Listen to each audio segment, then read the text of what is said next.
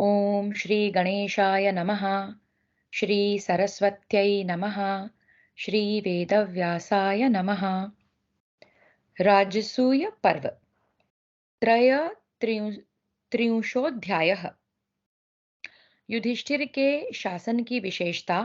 श्री कृष्ण की आज्ञा से युधिष्ठिर का राजसूय यज्ञ की दीक्षा लेना तथा राजाओं, ब्राह्मणों एवं सगे संबंधियों को बुलाने के लिए निमंत्रण भेजना। तो दीक्षा ली है युधिष्ठिर ने और सबको निमंत्रण जा रहे हैं। वैशंपायन उवाच।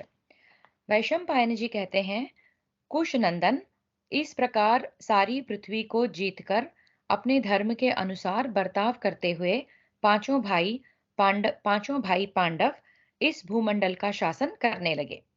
भीमसेन आदि चारों भाइयों के साथ राजा युधिष्ठिर संपूर्ण प्रजा पर अनुग्रह करते हुए सब वर्ण के लोगों को संतुष्ट रखते थे। युधिष्ठिर किसी का भी विरोध न करके सबके हित साधन में लगे रहते थे। सबको तृप्त एवं प्रसन्न किया जाए, खजाना खोलकर सबको खुले हाथ दान दिया जाए, किसी पर बल प्रयोग न किया जाए, धर्म तुम धन्य हो इत्यादि बातों के सिवा युधिष्ठिर के मुख से और कुछ नहीं सुनाई पड़ता था। उनके ऐसे बर्ताव के कारण सारा जगत उनके प्रति वैसा ही अनुराग रखने लगा जैसे पुत्र पिता के प्रति अनुरक्त होता है। राजा युधिष्ठिर से द्वेष करने वाला कोई नहीं था, इसलिए वे अजात शत्रु कहलाते थे। धर्मराज युधिष्ठिर प्रजा की रक्षा, सत्य का पालन और शत्रुओं का संहार करते थे। उनके इन कार्यों से निश्चिंत एवं उत्साहित होकर प्रजा वर्ग के सब लोग अपने अपने वर्णाश्रम उचित कर्मों के पालन में संलग्न रहते थे। न्यायपूर्वक कर लेने यानी कि टैक्स लेने और धर्मपूर्वक शासन करने के उनके राज्य में मेघ इच्छानुसार वर्षा करते थे। इस प्रकार युधिष्ठिर का संपूर्ण जनपद धन धान्य से संपन्न हो गया था। गोरक्षा, खेती और व्यापार आदि सभी कार्य अच्छे ढंग से होने लगे। विशेषतः राजा की सुव्यवस्था से ही यह सब कुछ उत्तम रूप से संपन्न होता था। राजन, औरों की तो बात ही क्या है। चोरों, ठगों, राजा अथवा राजा के विश्वास पात्र व्यक्तियों के मुख से भी वहां कोई झूठी बात नहीं सुनी जाती थी। केवल प्रजा के साथ ही नहीं, आपस में भी वे लोग झूठ कपट का बर्ताव नहीं करते थे। चोरों से लेकर राजाओं तक का मतलब होता है कि छोटे से लेकर बड़ा हर कोई इंसान, हर इकोनॉमिक स्ट्राटा का और हर तरह का पढ़ा लिखा से लेके कम पढ़ा लिखा, सभी जो है सत्य पे चलते थे। धर्मपरायण युधिष्ठिर के शासन काल में अनावृष्टि, अतिवृष्टि, रोग व्याधि तथा आग लगने आदि उपद्रवों का नाम भी नहीं था। राजा लोग उनके यहाँ स्वाभाविक भेंट देने अथवा उनका कोई प्रिय कार्य करने के लिए ही आते थे, युद्ध आदि दूसरे किसी काम से नहीं। धर्मपूर्वक प्राप्त होने वाले धन की आय से उनका महान धन भंडार इतना बढ़ गया था कि सैकड़ों वर्षों तक खुले हाथ लुटाने पर भी उसे समाप्त नहीं किया जा सकता था। कुंती नंदन राजा युधिष्ठिर ने अपने अन्न वस्त्र के भंडार तथा खजाने का परिमाण जानकर यज्ञ करने का ही निश्चय किया।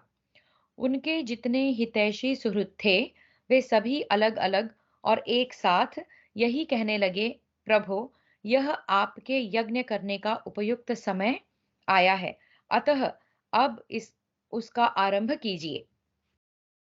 वे सुहृद इस तरह की बातें कर ही रहे थे कि उसी समय भगवान श्रीहरि आ पहुंचे। वे पुराण पुरुष, नारायण ऋषि, वेदात्मा एवं विज्ञानी जनों के लिए भी अगम्य परमेश्वर हैं। वे ही स्थावर जंगम प्राणियों के उत्तम उत्पत्ति स्थान और लय के अधिष्ठान हैं। भूत, वर्तमान और भविष्य तीनों लोकों के नियंता हैं। वे ही केशी दैत्य को मारने वाले केशव हैं। वे संपूर्ण वृष्णिवंशियों के परकोटि की भांति संरक्षक, आपत्ति में अभय देने वाले तथा उनके शत्रुओं का संहार करने वाले हैं। यहाँ एक शब्द गलत पढ़ा, फिर से देखते हैं। वे संपूर्ण वृष्णिवंशियों के परकोटे की भांति संरक्षक, आपत्ति में अभय देने वाले तथा उनके शत्रुओं का संहार करने वाले हैं।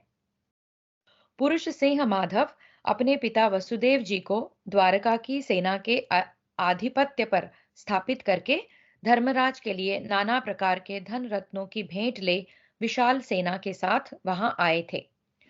उस धनराशि की कहीं सीमा नहीं थी, मानो रत्नों का अक्षय महासागर हो। उसे लेकर रथों की आवाज से समूची दिशाओं को प्रतिध्वनित करते हुए वे उत्तम नगर इंद्रप्रस्थ में प्रविष्ट हुए। पांडवों का धन भंडार तो यों ही भरपूर था, भरा पूरा था। भगवान ने उन्हें अक्षय धन की भेंट देकर उसे और भी पूर्ण कर दिया। उनका शुभागमन पांडवों के शत्रुओं का शोक बढ़ाने वाला था। बिना सूर्य का अंधकार पूर्ण जगत सूर्यदेव होने से जिस प्रकार प्रकाश से भर जाता है, बिना वायु के स्थान में वायु के चलने से जैसे नूतन प्राण शक्ति का संचार हो उठता है, उसी प्रकार भगवान श्री कृष्ण के पदार्पण करने पर समस्त इंद्रप्रस्थ में हर्षोल्लास छा गया। नरश्रेष्ठ जन्मेजय, राजा युधिष्ठिर बड़े प्रसन्न होकर उनसे मिले। उनका विधि पूर्वक स्वागत सत्कार करके कुशल मंगल पूछा, और जब वे सुखपूर्वक बैठ गए, तब धौम्य, द्वैपायन आदि ऋत्विजों तथा भीम, अर्जुन, नकुल, सहदेव चारों भाइयों के साथ निकट जाकर युधिष्ठिर ने श्री कृष्ण से कहा। युधिष्ठिर उवाच। युधिष्ठिर ने कहा, श्री कृष्ण, आपकी दया से आपकी सेवा के लिए सारी पृथ्वी इस समय मेरे अधीन हो गई है। वार्ष्णेय, मुझे धन भी बहुत प्राप्त हो गया है। देवकी नंदन माधव, वह सारा धन मैं विधि पूर्वक श्रेष्ठ ब्राह्मणों तथा हव्यवाहन अग्नि के उपयोग में लाना चाहता हूँ। महाबाहु दशार्ह, अब मैं आप तथा अपने छोटे भाइयों के साथ यज्ञ करना चाहता हूँ। इसके लिए आप मुझे आज्ञा दें। विशाल भुजाओं वाले गोविंद, आप स्वयं यज्ञ की दीक्षा ग्रहण कीजिए। दशार्ह, आपके यज्ञ करने पर मैं पाप रहित हो जाऊंगा। प्रभो, अथवा मुझे अपने इन छोटे भाइयों के साथ दीक्षा ग्रहण करने की आज्ञा दीजिए। श्री कृष्ण, आपकी अनुज्ञा मिलने पर ही मैं इस उत्तम यज्ञ की दीक्षा ग्रहण करूंगा। वैशंपायन उवाच। वैशंपायन जी कहते हैं, जन्मेजय, तब भगवान श्री कृष्ण ने राजसूय यज्ञ के गुणों का विस्तार पूर्वक वर्णन करके उनसे इस प्रकार कहा। राजसिंह, आप सम्राट होने योग्य हैं, अतः आप ही इस महान यज्ञ की दीक्षा ग्रहण कीजिए। आपके दीक्षा लेने पर हम सब लोग कृतकृत्य हो जाएंगे। आप अपने इस अभीष्ट यज्ञ को प्रारंभ कीजिए। मैं आपका कल्याण करने के लिए सदा उद्यत हूँ। मुझे आवश्यक कार्य में लगाइए। मैं आपकी सब आज्ञाओं का पालन करूंगा। युधिष्ठिर उवाच। युधिष्ठिर बोले, श्री कृष्ण, मेरा संकल्प सफल हो गया। मेरी सिद्धि सुनिश्चित है, क्योंकि ऋषिकेश, आप मेरी इच्छा के अनुसार स्वयं ही यहाँ उपस्थित हो गए हैं। वैशंपायन उवाच। वैशंपायन जी कहते हैं, जन्मेजय, भगवान श्री कृष्ण से आज्ञा लेकर भाइयों सहित पांडुनंदन युधिष्ठिर ने राजसूय यज्ञ करने के लिए साधन जुटाना आरंभ किया। उस समय शत्रुओं का संहार करने वाले पांडु कुमार ने योद्धाओं में श्रेष्ठ सहदेव तथा संपूर्ण मंत्रियों को आज्ञा दी। इस यज्ञ के लिए ब्राह्मणों के बताए अनुसार यज्ञ के अंगभूत सामान, आवश्यक उपकरण, सब प्रकार की मांगलिक वस्तुएं तथा धौम्य जी की बताई हुई यज्ञोपयोगी सामग्री, इन सभी वस्तुओं को क्रमशः जैसे मिले वैसे शीघ्र ही अपने सेवक जाकर ले आवें। इंद्रसेन, विशोक और अर्जुन का सारथी पुरु, ये मेरा प्रिय करने की इच्छा से अन्न आदि के संग्रह के काम पर जुट जाएं। कुरुश्रेष्ठ, जिनको खाने की प्रायः सभी इच्छा करते हैं, वे रस और गंध से युक्त भांति भांति के मिष्टान्न आदि तैयार कराए जाएं, जो ब्राह्मणों को उनकी इच्छा के अनुसार प्रीति प्रदान करने वाले हैं। महाराज युधिष्ठिर की यह बात समाप्त होते ही योद्धाओं में श्रेष्ठ सहदेव ने उनसे निवेदन किया, यह सब व्यवस्था हो चुकी है। राजन, तदनंतर द्वैपायन व्यास जी बहुत से ऋत्विजों को ले आए। वे महाभाग ब्राह्मण मानो साक्षात मूर्तिमान वेद ही थे। स्वयं सत्यवती नंदन व्यास ने उस यज्ञ में ब्रह्मा का काम संभाला। धनंजय गोत्रीय ब्राह्मणों में श्रेष्ठ सुसामा सामगान करने वाले हुए और ब्रह्मनिष्ठ याज्ञवल्क्य उस यज्ञ के श्रेष्ठतम अध्वर्यु थे। वसुपुत्र पैल धौम्य मुनि के साथ होता बने थे। यज्ञ में अलग अलग ब्राह्मणों का अलग अलग रोल होता है, तो वो यहाँ बताया जा रहा है। तो व्यास जी जो है ब्रह्मा का काम संभाल रहे थे और सुसामा जो है सामगान करने वाले, याज्ञवल्क श्रेष्ठतम अध्वर्यु थे और धौम्य जो है वसुपुत्र पैल धौम्य मुनि के साथ होता बने थे। भरत श्रेष्ठ इनके पुत्र और शिष्य वर्ग के लोग जो सबके सब वेद वेदांगों के पारंगत विद्वान थे, होत्रग्न सप्त होता हुए, उन सब ने पुण्याह वाचन कराकर उस विधि का ऊहन यानी कि राजसूयेन यक्षे स्वराज्य मवाप्नवानी, मैं स्वराज्य प्राप्त करूं इस उद्देश्य से राजसूय यज्ञ करूंगा इत्यादि रूप से संकल्प। तो ये संकल्प है युधिष्ठिर का जो इन ऋषियों ने करवाया उनसे।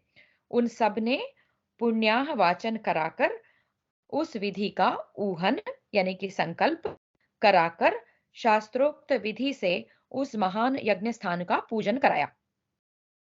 उस स्थान पर राजा की आज्ञा से शिल्पियों ने देव मंदिरों के समान विशाल एवं सुगंधित भवन बनाए। तदनंतर राज शिरोमणि नरश्रेष्ठ धर्मराज युधिष्ठिर ने तुरंत ही मंत्री सहदेव को आज्ञा दी, सब राजाओं तथा ब्राह्मणों को आमंत्रित करने के लिए तुरंत ही शीघ्रगामी दूत भेजो।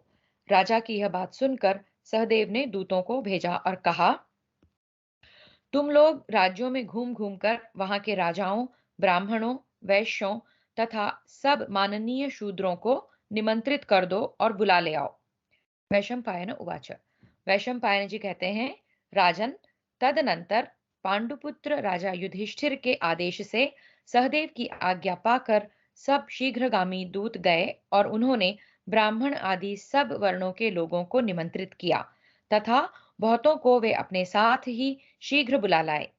वे अपने से संबंध रखने वाले अन्य व्यक्तियों को भी साथ लाना न भूले। भारत, तदनंतर वहां आए हुए सब ब्राह्मणों ने ठीक समय पर कुंती पुत्र युधिष्ठिर को राजसूय यज्ञ की दीक्षा दी। यज्ञ की दीक्षा लेकर धर्मात्मा धर्मराज युधिष्ठिर सहस्त्रों ब्राह्मणों से घिरे हुए यज्ञ मंडप में गए। उस समय उनके सगे भाई, जाति बंधु, सुहृद, सहायक, अनेक देशों से आए हुए क्षत्रिय नरेश तथा मंत्रीगण भी थे।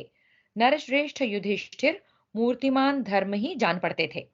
तत्पश्चात वहां भिन्न भिन्न देशों से ब्राह्मण लोग आए जो संपूर्ण विद्याओं में निष्पात तथा वेद वेदांगों के पारंगत विद्वान थे। धर्मराज की आज्ञा से हजारों शिल्पियों ने आत्मीय जनों के साथ आए हुए उन ब्राह्मणों के ठहरने के लिए पृथक पृथक घर बनाए थे, जो बहुत से अन्न और वस्त्रों से परिपूर्ण थे और जिनमें सभी ऋतुओं में सुखपूर्वक रहने की सुविधाएं थी। राजन, उन ग्रहों में वे ब्राह्मण लोग राजा से सत्कार पाकर निवास करने लगे। यहाँ वे नाना प्रकार की कथाएं कहते और नट नर्तकों के खेल देखते थे। वहां भोजन करते और बोलते वहां भोजन करते और बोलते हुए आनंदमग्न महात्मा ब्राह्मणों का निरंतर महान कोलाहल सुनाई पड़ता था। कई ब्राह्मण थे, सब बात करते थे और बड़ा ही आनंदपूर्वक वातावरण था। इनको इनको दीजिए, इन्हें परोसिए, भोजन कीजिए, इसी प्रकार के शब्द वहां प्रतिदिन कानों में पड़ते थे। भारत, धर्मराज युधिष्ठिर ने 1,00,000 गौएं, उतनी ही शैयाएं, 1,00,000 स्वर्ण मुद्राएं तथा उतनी ही अविवाहित युवतियां पृथक पृथक ब्राह्मणों को दान की। इस प्रकार स्वर्ग में इंद्र की भांति भूमंडल में अद्वितीय वीर महात्मा पांडुनंदन युधिष्ठिर का वह यज्ञ प्रारंभ हुआ। तदनंतर पुरुषोत्तम राजा युधिष्ठिर ने भीष्म, द्रोणाचार्य, धृतराष्ट्र, विदुर, कृपाचार्य तथा दुर्योधन आदि सब भाइयों एवं अपने में अनुराग रखने वाले अन्य जो लोग वहां रहते थे, उन सबको बुलाने के लिए पांडुपुत्र नकुल को हस्तिनापुर भेजा। इस प्रकार श्री महाभारत सभा पर्व के अंतर्गत राजसूय पर्व में राजसूय दीक्षा विषयक 33वां अध्याय पूरा हुआ। चतुस्त्रिंशोऽध्यायः। युधिष्ठिर के यज्ञ में सब देश के राजाओं, कौरवों तथा यादवों का आगमन और उन सब के भोजन विश्राम आदि की सुव्यवस्था। वैशंपायन उवाच। वैशंपायन जी कहते हैं, जन्मेजय, युद्ध विजयी पांडुकुमार नकुल ने हस्तिनापुर में जाकर भीष्म और धृतराष्ट्र को निमंत्रित किया। तत्पश्चात उन्होंने बड़े सत्कार के साथ आचार्य आदि को भी न्योता दिया। वे सब लोग बड़े प्रसन्न मन से ब्राह्मणों को आगे करके उस यज्ञ में गए। भरत कुलभूषण यज्ञवेत्ता धर्मराज का यज्ञ सुनकर अन्य सैकड़ों मनुष्य भी संतुष्ट हृदय से वहां आ गए। भारत धर्मराज युधिष्ठिर और उनकी सभा के सॉरी भारत धर्मराज युधिष्ठिर और उनकी सभा को देखने के लिए संपूर्ण दिशाओं से सभी क्षत्रिय वहां नाना प्रकार के बहुमूल्य रत्नों की भेंट लेकर आए। धृतराष्ट्र, भीष्म, बुद्धिमान विदुर, दुर्योधन आदि सभी भाई, गांधार राज सुबल, महाबली शकुनी, अचल वृषक, रथियों में श्रेष्ठ कर्ण, बलवान राजा शल्य, महाबली बाहलिक, सोमदत्त, कुरुनंदन भूरी, भूरी श्रवा, शाल, अश्वत्थामा, कृपाचार्य, द्रोणाचार्य, सिंधुराज जयद्रथ, पुत्रों सहित द्रुपद, राजा शाल्व, प्राग ज्योतिषपुर के नरेश महारथी भगदत्त, जिनके साथ समुद्र के टापू में रहने वाले सब जातियों के म्लेच्छ भी थे, पर्वतीय नृपपतिगण, राजा बृहदबल, पौंड्र के वासुदेव, वंग देश के राजा, कलिंग नरेश, आकर्ष, कुंतल, मालव आंध्र, द्राविड़ और सिंहल देश के नरेशगण, कश्मीर नरेश, महातेजस्वी कुंती भोज, राजा गौरवाहन, बाहलिक, दूसरे शूर नृपतिगण, अपने दोनों पुत्रों के साथ विराट, महाबली मावेल्ल तथा नाना जनपदों के शासक, राजा एवं राजकुमार उस यज्ञ में पधारे थे। भारत पांडुनंदन युधिष्ठिर के उस यज्ञ में रण दुर्मद महापराक्रमी राजा शिशुपाल भी अपने पुत्र के साथ आए थे। उनके सिवा बलराम, अनिरुद्ध, कंक, सारण, गद, प्रद्युम्न, सांब, पराक्रमी चारुदेष्ण, उल्मूक, निषठ, वीर अंगावह तथा अन्य सभी वृष्णिवंशी महारथी उस यज्ञ में आए थे। ये तथा दूसरे भी बहुत से मध्य देशीय नरेश पांडुनंदन युधिष्ठिर के राजसूय महायज्ञ में सम्मिलित हुए थे। धर्मराज की आज्ञा से प्रबंधकों ने उनके ठहरने के लिए उत्तम भवन दिए, जो बहुत अधिक भोजन सामग्री से संपन्न थे। राजन, उन घरों के भीतर स्नान के लिए बावलियां बनी थी और वे भांति भांति के वृक्षों से भी सुशोभित थे। धर्मपुत्र युधिष्ठिर उन सभी महात्मा नरेशों का स्वागत सत्कार करते थे। उनसे सम्मानित हो उन्हीं के बताए हुए विभिन्न भवनों में जाकर राजा लोग ठहरते थे। वे सभी भवन कैलाश शिखर के समान ऊंचे और भव्य थे, नाना प्रकार के द्रव्यों से विभूषित एवं मनोहर थे। वे भव्य भवन सब ओर से सुंदर, सफेद और ऊंचे परकोटों द्वारा घिरे हुए थे। उनमें सोने की झालरें लगी थी। उनके आंगन के फर्श में मणि एवं रत्न जड़े हुए थे। उनमें सुखपूर्वक ऊपर चढ़ने के लिए सीढ़ियां बनी हुई थी। उन महलों के भीतर बहुमूल्य एवं बड़े बड़े आसन तथा अन्य आवश्यक सामान थे। उन घरों को मालाओं से सजाया गया था। उनमें उत्तम अगुरु की सुगंध व्याप्त हो रही थी। वे सभी अतिथि भवन हंस और चंद्रमा के समान सफेद थे। एक योजन दूर से ही वे अच्छी तरह दिखाई देने लगते थे। उनमें स्थान की संकीर्णता या तंगी नहीं थी। सबके दरवाजे बराबर थे। वे सभी ग्रह वे सभी गृह विभिन्न गुणों, सुख सुविधाओं से युक्त थे। उनकी दीवारें अनेक प्रकार की धातुओं से चित्रित थीं तथा वे हिमालय के शिखरों की भांति सुशोभित हो रहे थे। वहां विश्राम करने के अनंतर वे भूमि भूमि मपाल बहुत वहां विश्राम करने के अनंतर वे भूमि मपाल बहुत दक्षिणा देने वाले एवं बहुतेरे सदस्यों से घिरे हुए धर्मराज युधिष्ठिर से मिले। जन्मेजय, उस समय राजाओं, ब्राह्मणों तथा महर्षियों से भरा हुआ वह यज्ञ मंडप देवताओं से भरे पूरे स्वर्गलोक के समान शोभा पा रहा था। इस प्रकार श्री महाभारत सभा पर्व के अंतर्गत राजसूय यज्ञ पर्व में निमंत्रित राजाओं का आगमन विषयक 34वां अध्याय पूरा हुआ। तो यहाँ पे कौरव और अन्य मुख्य मुख्य राजाओं के नाम मेंशन किए हैं। वे सब आ गए हैं, सुंदर भवनों में सुख सुविधा पूर्ण ढंग से वो रह रहे हैं और सीन बिल्कुल इंद्रलोक जैसा क्रिएट हुआ है। पंचत्रिंशोऽध्यायः राजसूय यज्ञ का वर्णन। वैशंपायन उवाच।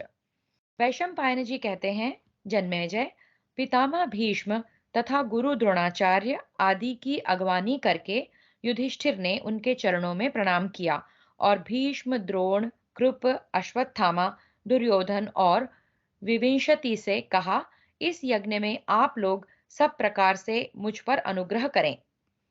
यहाँ मेरा जो यह महान धन है उसे आप लोग मेरी प्रार्थना मानकर इच्छानुसार सत्कर्मों में लगाइए। यज्ञ दीक्षित युधिष्ठिर ने ऐसा कहकर उन सबको यथा योग्य अधिकारों में लगाया। ये सेंटेंस अच्छा है, फिर से देखते हैं। यहाँ मेरा जो यह महान धन है इसे आप लोग मेरी प्रार्थना मानकर इच्छानुसार सत्कर्मों में लगाइए। यज्ञ दीक्षित युधिष्ठिर ने ऐसा कहकर उन सबको यथा योग्य अधिकारों में लगाया। भक्ष्य भोज्य आदि सामग्री की देखरेख तथा उसके बांटने परोसने की व्यवस्था का अधिकार दुशासन को दिया। ब्राह्मणों के स्वागत सत्कार का भार उन्होंने अश्वत्थामा को सौंप दिया। राजाओं की सेवा और सत्कार के लिए धर्मराज ने संजय को नियुक्त किया। कौन काम हुआ और कौन नहीं हुआ, इसकी देखरेख का काम महाबुद्धिमान भीष्म और द्रोणाचार्य को मिला। उत्तम वर्ण के स्वर्ण तथा रत्नों को परखने, रखने और दक्षिणा देने के कार्य में राजा ने कृपाचार्य की नियुक्ति की। इसी प्रकार दूसरे दूसरे श्रेष्ठ पुरुषों को यथा योग्य भिन्न भिन्न कार्यों में लगाया। नकुल के द्वारा सम्मान पूर्वक बुलाकर लाए हुए बाहलिक, धृतराष्ट्र, सोमदत्त और जयद्रथ वहां घर के मालिक की तरह सुखपूर्वक रहने और इच्छानुसार विचरने लगे। संपूर्ण धर्मों के ज्ञाता विदुर जी धन को व्यय करने के कार्य में नियुक्त किए गए थे तथा राजा दुर्योधन कर देने वाले राजाओं से सब प्रकार की भेंट स्वीकार करने और व्यवस्था पूर्वक रखने का काम संभाल रहे थे। सब लोगों से घिरे हुए भगवान श्री कृष्ण सबको संतुष्ट करने की इच्छा से स्वयं ही ब्राह्मणों के चरण पखारने में लगे थे, जिससे उत्तम फल की प्राप्ति होती है। धर्मराज युधिष्ठिर को और उनकी सभा को देखने की इच्छा से आए हुए राजाओं में से कोई भी ऐसा नहीं था जो 1000 स्वर्ण मुद्राओं से कम भेंट लाया हो। प्रत्येक राजा बहुसंख्यक रत्नों की भेंट देकर धर्मराज युधिष्ठिर के धन की वृद्धि करने लगा। सभी राजा यह होड़ लगाकर धन दे रहे थे कि कुरुनंदन युधिष्ठिर किसी प्रकार मेरे ही दिए हुए रत्नों के दान से अपना यज्ञ संपूर्ण करें। राजन, जिनके शिखर यज्ञ देखने के लिए आए हुए देवताओं के विमानों का स्पर्श कर रहे थे, जिनके शिखर यज्ञ देखने के लिए आए हुए देवताओं के विमानों का स्पर्श कर रहे थे, जो जलाशयों से परिपूर्ण और सेनाओं से घिरे हुए थे, उन सुंदर भवनों, इंद्रादि लोकपालों के विमानों, ब्राह्मणों के निवास स्थानों तथा परम समृद्धि से संपन्न रत्नों से परिपूर्ण चित्र एवं विमान के तुल्य बने हुए दिव्य ग्रहों से समागत राजाओं से तथा असीम श्री समृद्धियों से महात्मा कुंती नंदन युधिष्ठिर की वह सभा बड़ी शोभा पा रही थी। महाराज युधिष्ठिर अपनी अनुपम समृद्धि द्वारा वरुण देवता की बराबरी कर रहे थे। उन्होंने यज्ञ में 6 अग्नियों की स्थापना करके पर्याप्त दक्षिणा देकर उस यज्ञ के द्वारा भगवान का यजन किया। देखते हैं कौन सी 6 अग्नियां हैं। कहते हैं नीलकंठक, जो नीलकंठ की टीका है, नीलकंठी की टीका में 6 अग्नियों के इस प्रकार 6 अग्नियां इस प्रकार बताई गई हैं। आरंभणीय, क्षत्र, धृति, व्युष्टि, द्विरात्र और दशपेय। आरंभणीय, क्षत्र, धृति, व्युष्टि, द्विरात्र और दशपेय। तो ऐसी 6 अग्नियां हैं जिनके युधिष्ठिर ने यज्ञ के लिए, तो 6 अग्नियों की स्थापना करके पर्याप्त दक्षिणा देकर उस यज्ञ के द्वारा भगवान का यजन किया। राजा ने उस यज्ञ में आए हुए सब लोगों को उनकी सभी कामनाएं पूर्ण करके संतुष्ट किया। वह यज्ञ समारोह अन्न से भरा पूरा था। उसमें खाने पीने की सब सामग्रियां पर्याप्त मात्रा में सदा प्रस्तुत रहती थी। वह यज्ञ खा पीकर तृप्त हुए लोगों से ही पूर्ण था। वहां कोई भूखा नहीं रहने पाता था तथा उस उत्सव समारोह में सब ओर रत्नों का ही उपहार दिया जाता था। मंत्र शिक्षा में निपुण महर्षियों द्वारा विस्तार पूर्वक किए जाने वाले उस यज्ञ में इड़ा, मंत्र पाठ एवं स्तुति, घृत होम तथा तिल आदि शाकल्य पदार्थों की आहुतियों से देवता लोग तृप्त हो गए थे। जिस प्रकार देवता तृप्त हुए, उसी प्रकार दक्षिणा में अन्न और महान धन पाकर ब्राह्मण भी तृप्त हो गए। अधिक क्या कहा जाए, उस यज्ञ में सभी वर्ण के लोग बड़े प्रसन्न थे। सबको पूर्ण तृप्ति मिली थी। इस प्रकार श्री महाभारत सभा पर्व के अंतर्गत राजसूय पर्व में यज्ञ कारण विषयक 35वां अध्याय यज्ञ करण विषयक 35वां अध्याय पूरा हुआ। तो हम देख रहे हैं यज्ञ की तैयारियां हो गई है। यज्ञ लगभग आरंभ हो चुका है। अर्घाभिहरण पर्व। अर्घाभिहरण पर्व षट्त्रिंशोऽध्यायः। राजसूय यज्ञ में ब्राह्मणों तथा राजाओं का समागम, श्री नारद जी के द्वारा श्री कृष्ण महिमा का वर्णन और भीष्म जी की अनुमति से श्री कृष्ण की अग्र पूजा। वैशंपायन उवाच। वैशंपायन जी कहते हैं, जन्मेजय, तदनंतर अभिषेचनीय कर्म के दिन सत्कार के योग्य महर्षिगण और ब्राह्मण लोग राजाओं के साथ यज्ञ भवन में आए। ये अभिषेचनीय कर्म क्या है, इसकी एक टिप्पणी दी है, लेट्स सी। जिसमें पूजनीय पुरुषों का अभिषेक अर्घ्य देकर सम्मान किया जाता है, उस कर्म का नाम अभिषेचनीय है। यह राजसूय यज्ञ का अंगभूत सोमयाग विशेष है। तो ये एक यज्ञ के आरंभ का प्रोसेस है, वो किया। तो तदनंतर अभिषेचनीय कर्म के दिन सत्कार के योग्य महर्षिगण और ब्राह्मण लोग राजाओं के साथ यज्ञ भवन में गए। महात्मा राजा युधिष्ठिर के उस यज्ञ भवन में राजर्षियों के साथ बैठे हुए नारद आदि महर्षि उस समय ब्रह्मा जी की सभा में एकत्र हुए देवताओं और देवर्षियों के समान सुशोभित हो रहे थे। बीच बीच में यज्ञ संबंधी एक एक कर्म से अवकाश पाकर अत्यंत प्रतिभाशाली विद्वान आपस में जल्प यानी कि वाद विवाद करते थे। जल्प के भी डिटेल्स दिए हैं। जल्प होता है, यह एक प्रकार का वाद है जिसमें वादी छल जाति और निग्रह स्थान को लेकर अपने पक्ष का मंडन और विपक्षी के पक्ष का खंडन करता है। इसमें वादी का उद्देश्य तत्व निर्णय नहीं होता, किंतु स्वपक्ष स्थापन और परपक्ष खंडन मात्र होता है। वाद के समान इसमें भी प्रतिज्ञा, हेतु आदि 5 अवयव होते हैं। तो ये एक प्रकार का डिबेट है। तो क्या हो रहा था वहां पे, यज्ञ के बीच बीच में एक एक कर्म से अवकाश पाकर अत्यंत प्रतिभाशाली विद्वान आपस में जल्प यानी कि वाद विवाद करते थे। यह इसी प्रकार होना चाहिए, नहीं ऐसे नहीं होना चाहिए, यह बात ऐसी ही है, इससे भिन्न नहीं है। इस प्रकार कह कहकर बहुत से वितंडावादी द्विज वहां वाद विवाद करते थे। अब ये एक और डिटेल है वितंडावादी के बारे में। जिस बहस या वाद विवाद का उद्देश्य अपने पक्ष की स्थापना या परपक्ष का खंडन न होकर व्यर्थ की बकवाद मात्र हो, उसका नाम वितंडा है।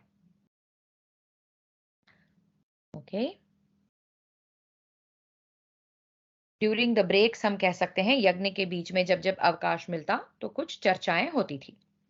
कुछ विद्वान शास्त्र निश्चित नाना प्रकार के तर्कों और युक्तियों से दुर्बल पक्षों को पुष्ट और पुष्ट पक्षों को दुर्बल सिद्ध कर देते थे। वहीं कुछ मेधावी पंडित जो दूसरों के कथन में दोष दिखाने के ही अभ्यासी थे, अन्य लोगों के कहे हुए अनुमान साधित विषयों को उसी तरह बीच से ही लोक लेते थे, जैसे बाज मांस के लोथड़े को आकाश में ही एक दूसरे से छीन लेते हैं। ओके। किसी के मुंह से सेंटेंस छीन लेना और बीच में ही बोल पड़ना, इस तरह का भी करते थे। उन्हीं में कुछ लोग धर्म और अर्थ के निर्णय में अत्यंत निपुण थे, कोई महान व्रत का पालन करने वाले थे। इस प्रकार संपूर्ण भाष्य के विद्वानों में श्रेष्ठ वे महात्मा अच्छी कथाएं और शिक्षाप्रद बातें कहकर स्वयं भी सुखी होते और दूसरों को भी प्रसन्न करते थे।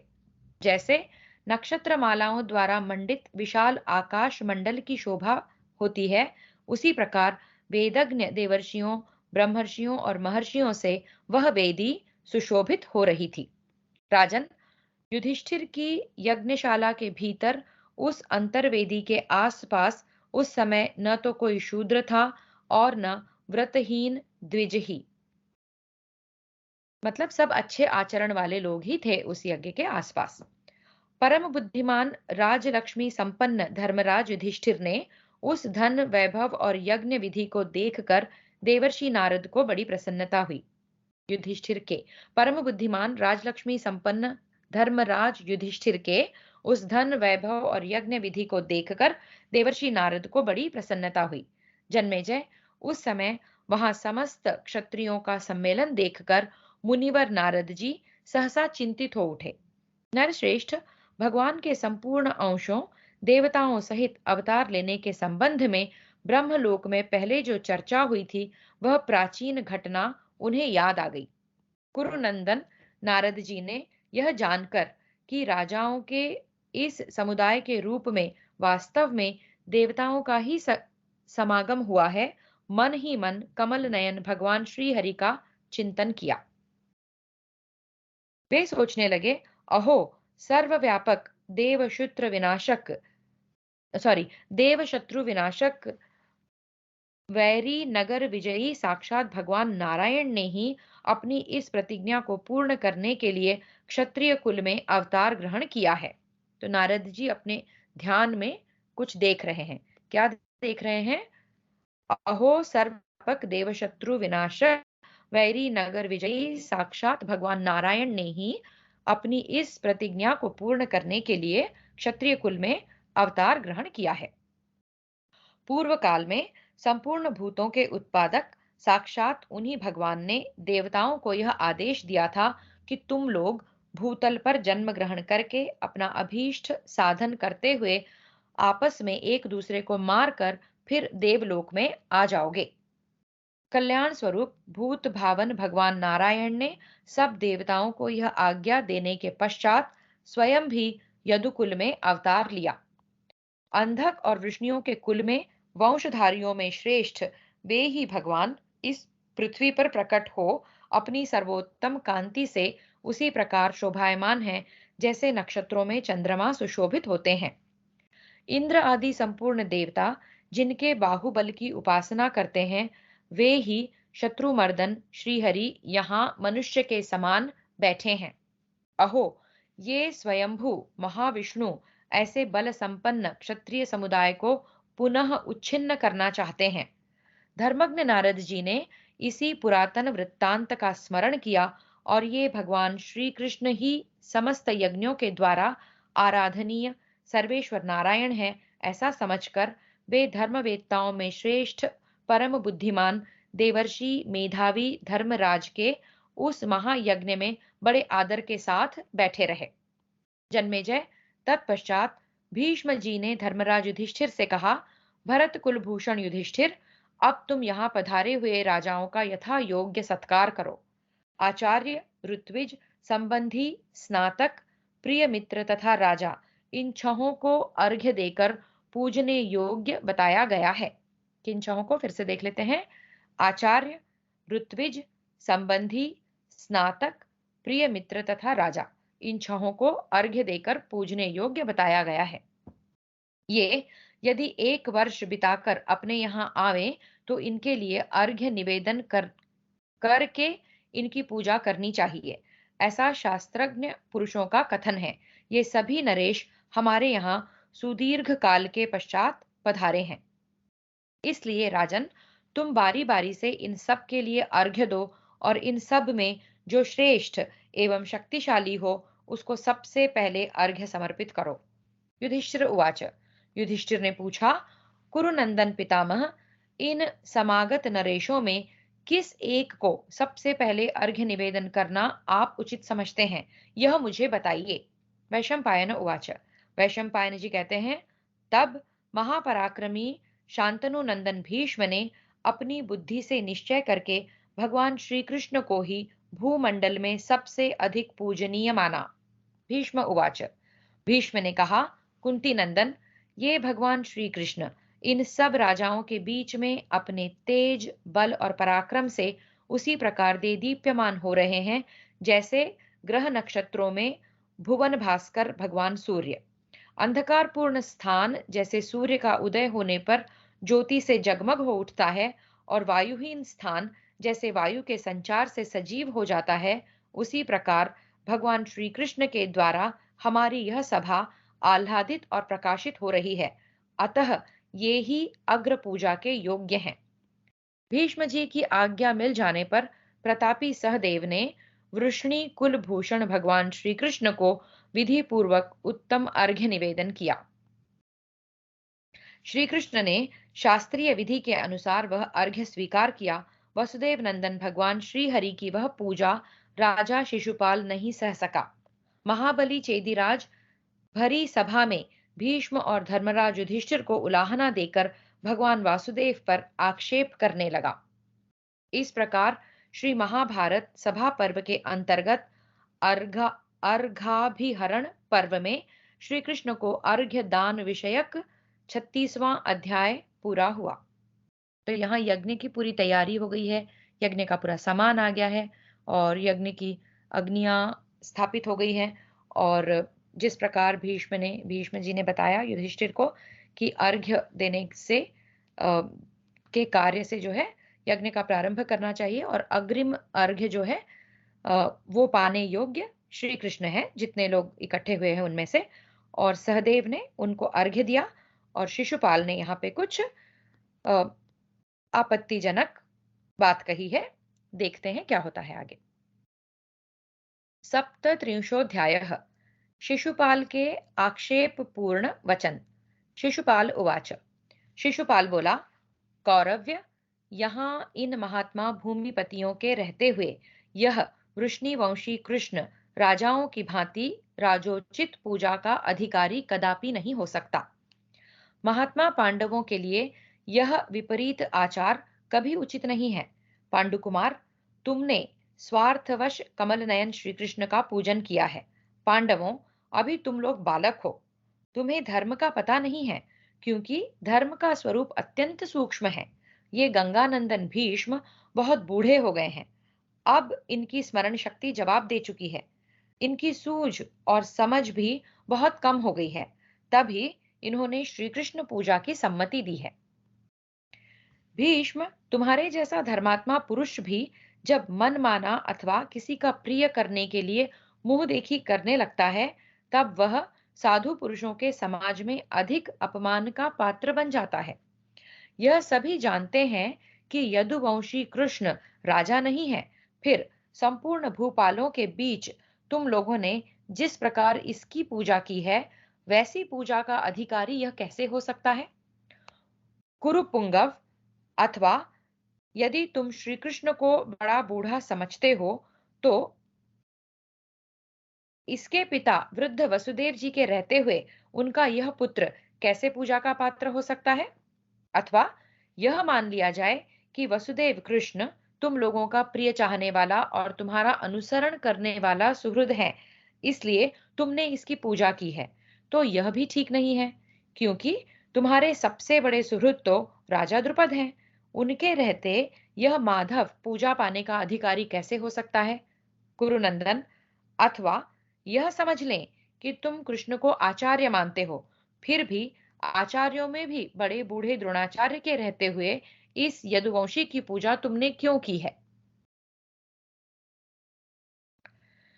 कुरुकुल को आनंदित करने वाले युधिष्ठिर, अथवा यदि यह कहा जाए कि तुम कृष्ण को अपना ऋत्विज समझते हो, तो ऋत्विजों में भी सबसे वृद्ध द्वैपायन वेद व्यास के रहते हुए तुमने श्री कृष्ण की अग्र पूजा कैसे की? राजन, शांतनु नंदन भीष्म पुरुष शिरोमणि तथा स्वच्छंद मृत्यु हैं, इनके रहते तुमने कृष्ण की अर्चना कैसे की? कुरुनंदन युधिष्ठिर, संपूर्ण शास्त्रों के निपुण विद्वान वीर अश्वत्थामा के रहते रहते हुए तुमने कृष्ण की पूजा कैसे कर डाली? पुरुष प्रवर राजाधिराज दुर्योधन और भरत वंश के आचार्य महात्मा कृप के रहते हुए तुमने कृष्ण की पूजा का औचित्य कैसे स्वीकार किया? तुमने किम पुरुषों के आचार्य द्रुम का उल्लंघन करके कृष्ण की अग्र पूजा क्यों की? पांडवों के समान दुर्धर्ष वीर तथा राजोचित शुभ लक्षणों से संपन्न भीष्मक, राजा रुक्मी और उसी प्रकार श्रेष्ठ धनुर्धर एकलव्य तथा मद्रराज शल्य के रहते हुए तुम्हारे द्वारा कृष्ण की पूजा किस दृष्टि से की गई? भारत, ये जो अपने बल के द्वारा सब राजाओं से होड़ लेते हैं, वे प्रवर परशुराम जी के प्रिय शिष्य हैं तथा जिन्होंने अपने बल का भरोसा करके युद्ध में अनेक राजाओं को परास्त किया है, उन महाबली कर्ण को छोड़कर तुमने कृष्ण की आराधना कैसे की? कुरुश्रेष्ठ, मधुसूदन कृष्ण न ऋत्विज है, न आचार्य है और न राजा ही है, फिर तुमने किस प्रिय कामना से उनकी पूजा की है? भारत, अथवा यदि यह मधुसूदन ही तुम लोगों का पूजनीय देवता है, इसलिए इसकी ही पूजा तुम्हें करनी थी, तो इन राजाओं को केवल अपमानित करने के लिए बुलाने की क्या आवश्यकता थी? राजाओं, हम सब लोग इन महात्मा कुंती नंदन युधिष्ठिर को जो कर दे रहे हैं, वह भय, लोभ अथवा कोई विशेष आश्वासन मिलने के कारण नहीं। हमने तो यही समझा था कि यह धर्माचरण में संलग्न रहने वाला क्षत्रिय सम्राट का पद पाना चाहता है, तो अच्छा ही है, यही सोचकर हम उसे कर देते हैं। परंतु यह राजा युधिष्ठिर हम लोगों को नहीं मानता है। युधिष्ठिर, इससे बढ़कर दूसरा अपमान और क्या हो सकता है कि तुमने राजाओं की सभा में, जिसे राजोचित चिन्ह छत्र चमर आदि प्राप्त नहीं हुआ है, उस कृष्ण की अर्घ्य के द्वारा पूजा की है। धर्मपुत्र युधिष्ठिर को अकस्मात ही धर्मात्मा होने का यश प्राप्त हो गया है, अन्यथा कौन ऐसा धर्मनिष्ठ पुरुष होगा जो किसी धर्मच्युत की इस प्रकार पूजा करेगा? वृष्णिकुल में पैदा हुए इस दुरात्मा ने तो कुछ ही दिन पहले महात्मा राजा जरासंध का अन्यायपूर्वक वध किया है। आज युधिष्ठिर का धर्मात्मापन दूर निकल गया, क्योंकि इन्होंने कृष्ण को अर्घ्य निवेदन करके अपनी कायरता ही दिखाई है। अब शिशुपाल ने भगवान श्री कृष्ण को देखकर कहा, माधव, कुंती के पुत्र डरपोक, कायर और तपस्वी हैं। उन्होंने तुम्हें ठीक ठीक न जानकर यदि तुम्हारी पूजा कर दी, तो तुम्हें तो समझना चाहिए था कि तुम किस पूजा के अधिकारी हो। अथवा जनार्दन, इन कायरों द्वारा उपस्थित की हुई इस अग्र पूजा को उसके योग्य न होते हुए भी तुमने क्यों स्वीकार कर लिया? जैसे कुत्ता एकांत में चूकर गिरे हुए थोड़े से हविष्य यानी घृत को चाट ले और अपने को धन्य धन्य मानने लगे, उसी प्रकार तुम अपने लिए अयोग्य पूजा स्वीकार करके अपने आप को बहुत बड़ा मान रहे हो? कृष्ण, तुम्हारी इस अग्र पूजा से हम राजाधिराजों का कोई अपमान नहीं होता, परंतु ये कुरुवंशी पांडव तुम्हें अर्घ्य देकर वास्तव में तुम्ही को ठग रहे हैं। मधुसूदन, जैसे नपुंसक का ब्याह रचना और अंधे को रूप दिखाना उनका उपहास ही करना है, उसी प्रकार तुम जैसे राज्यहीन की यह राजाओं के समान पूजा भी विडंबना मात्र ही है। आज मैंने राजा युधिष्ठिर को देख लिया, भीष्म भी जैसे हैं उनको भी देख लिया है, और इस वासुदेव कृष्ण का भी वास्तविक रूप क्या है यह भी देख लिया है। वास्तव में ये सब ऐसे ही हैं। उनसे ऐसा कहकर शिशुपाल अपने उत्तम आसन से उठकर कुछ राजाओं के साथ उस सभा भवन से जाने को उद्युत हो गया। इस प्रकार श्री महाभारत सभा पर्व के अंतर्गत आर्घाभिहरण पर्व में शिशुपाल का क्रोध विषयक 37वां अध्याय पूरा हुआ। तो यहाँ शिशुपाल को ये बात नहीं जची कि कृष्ण कैसे अग्रिम प्रथम अर्घ्य लेने लायक हैं। उन्होंने अपनी खरी खोटी सुनाई सबको। अष्टात्रिंशोऽध्यायः युधिष्ठिर का शिशुपाल को समझाना और भीष्म जी का उसके आक्षेपों का उत्तर देना। वैशंपायन उवाच। वैशंपायन जी कहते हैं, जन्मेजय, तब राजा युधिष्ठिर शिशुपाल के समीप दौड़े गए और उन्हें शांतिपूर्वक समझाते हुए मधुर वाणी में बोले, राजन, तुमने जैसी बात कह डाली है वह कदापि उचित नहीं है। किसी के प्रति इस प्रकार व्यर्थ कठोर बातें कहना महान अधर्म है। शांतनु नंदन भीष्म जी धर्म के तत्व को न जानते हो ऐसी बात नहीं है, अतः तुम इनका अनादर न करो।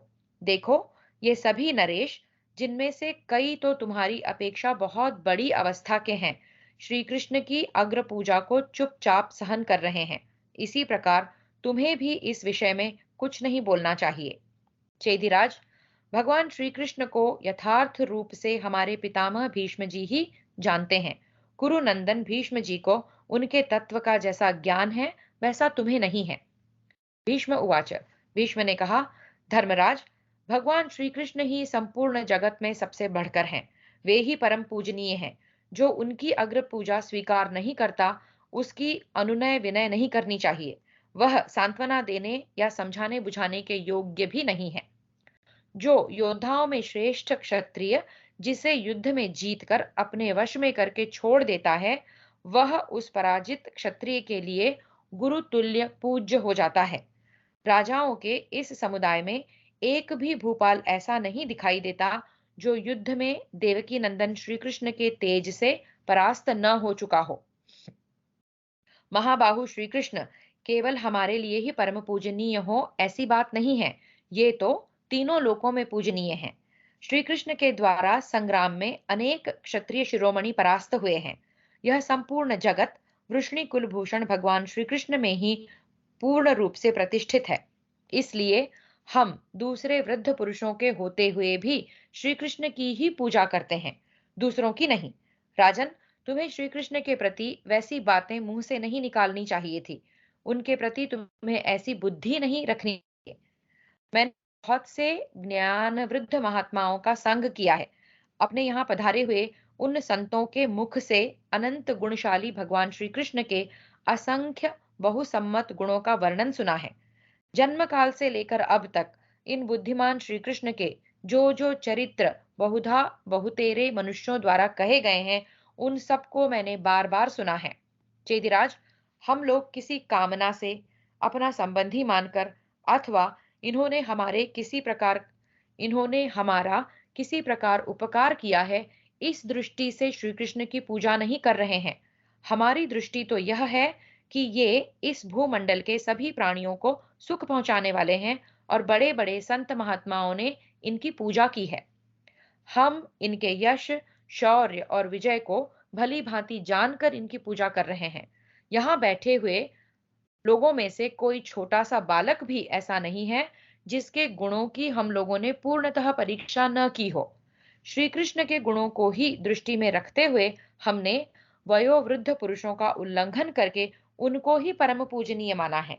ब्राह्मणों में वही पूजनीय समझा जाता है जो ज्ञान में बड़ा हो, तथा क्षत्रियों में वही पूजा के योग्य है जो बल में सबसे अधिक हो। वैश्यों में वही सर्वमान्य है जो धन धान्य में बढ़कर हो। केवल शूद्रों में ही जन्म काल को ध्यान में रखकर जो अवस्था में बड़ा हो उसको पूजनीय माना जाता है। श्री कृष्ण के परम पूजनीय होने में दोनों ही कारण विद्यमान हैं। इनमें वेद वेदांगों का ज्ञान तो है ही, बल भी सबसे अधिक है। श्री कृष्ण के सिवा संसार के मनुष्यों में दूसरा कौन सबसे बढ़कर है? दान, दक्षता, शास्त्र ज्ञान, शौर्य, लज्जा, कीर्ति, उत्तम बुद्धि, विनय, श्री, धृति, तुष्टि और पुष्टि, ये सभी सद्गुण भगवान श्री कृष्ण में नित्य विद्यमान हैं। फिर से, दान दक्षता, शास्त्र ज्ञान, शौर्य, लज्जा, कीर्ति, उत्तम बुद्धि, विनय, श्री, धृति, तुष्टि और पुष्टि, ये सभी सद्गुण भगवान श्री कृष्ण में नित्य विद्यमान हैं। जो अर्घ्य पाने के सर्वथा योग्य और पूजनीय हैं, उन सकल गुण संपन्न श्रेष्ठ पिता और गुरु भगवान श्री कृष्ण की हम लोगों ने पूजा की है। अतः सब राजा लोग इसके लिए हमें क्षमा करें। श्री कृष्ण हमारे ऋत्विक गुरु, आचार्य, स्नातक, राजा और प्रिय मित्र सब कुछ हैं, इसलिए हमने इनकी अग्र पूजा की है। भगवान श्री कृष्ण ही संपूर्ण जगत की उत्पत्ति और प्रलय के स्थान हैं। यह सारा चराचर विश्व इन्हीं के लिए प्रकट हुआ है। ये ही अव्यक्त प्रकृति, सनातन कर्ता तथा संपूर्ण भूतों से परे हैं। अतः भगवान अच्युत ही सबसे बढ़कर पूजनीय हैं। महत्तत्व अहंकार मन सहित 11 इंद्रियां, आकाश वायु तेज जल पृथ्वी तथा जरायुज अंडज स्वेदज और उद्भिज, ये 4 प्रकार के प्राणी भगवान श्री कृष्ण में ही प्रतिष्ठित हैं। सूर्य चंद्रमा नक्षत्र ग्रह दिशा और विदिशा सब इन्हीं में स्थित है।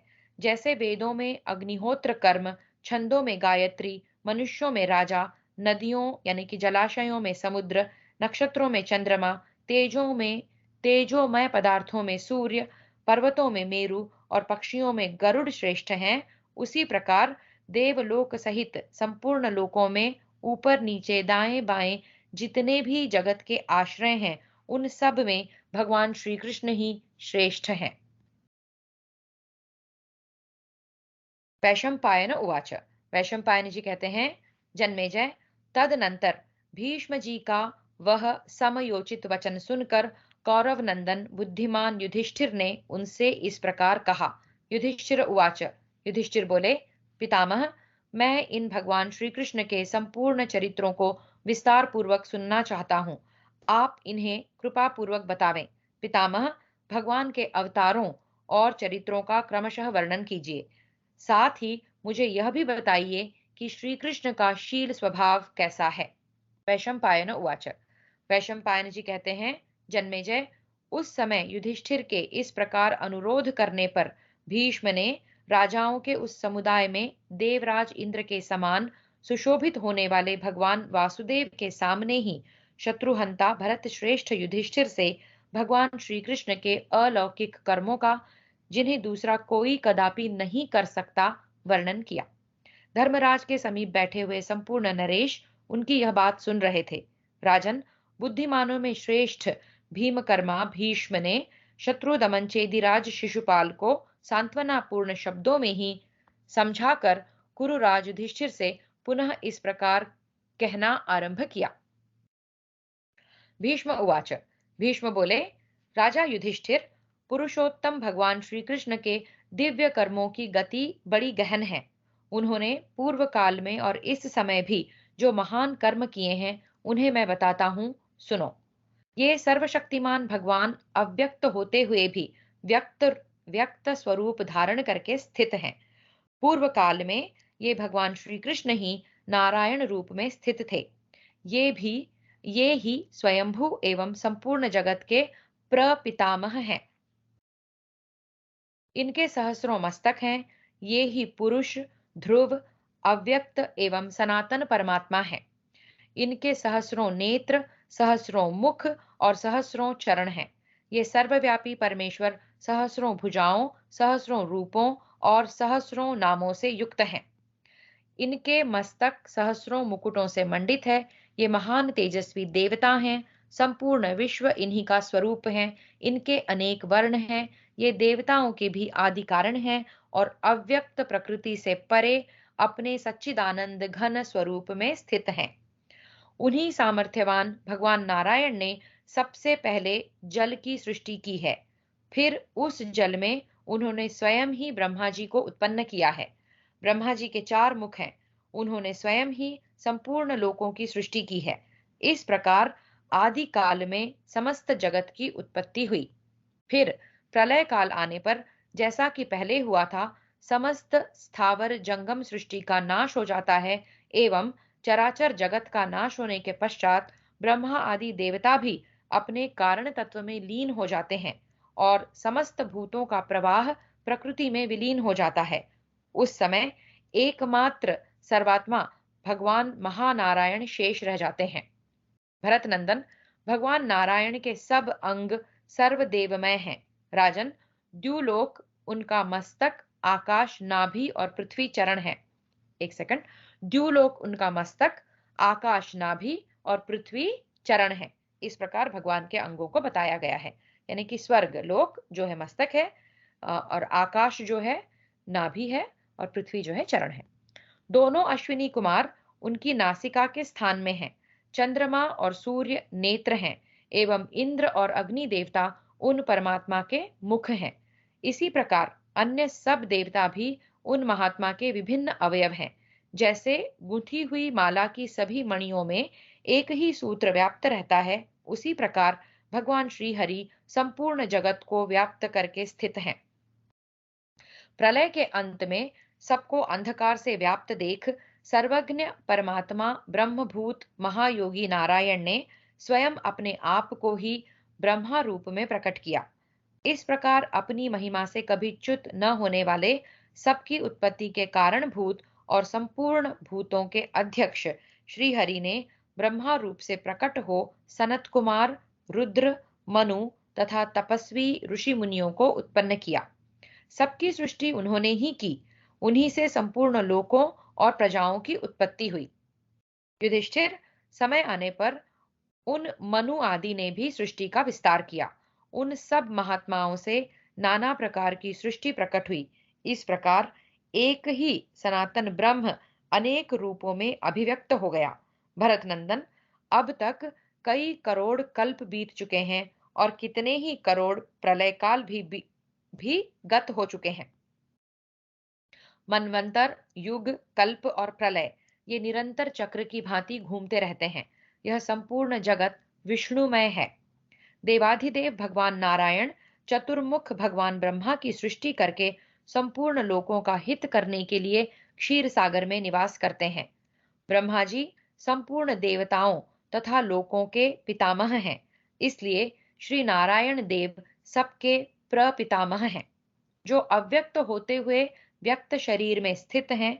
सृष्टि और प्रलय काल में भी जो नित्य विद्यमान रहते हैं, उन्हीं सर्वशक्तिमान भगवान नारायण ने इस जगत की रचना की है।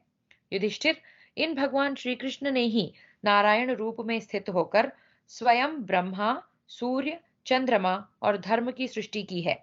ये समस्त प्राणियों के अंतरात्मा हैं और कार्यवश अनेक रूपों में अवतीर्ण होते रहते हैं। इनके सभी अवतार दिव्य हैं और देव गणों से संयुक्त भी हैं। मैं इन सब का वर्णन करता हूँ।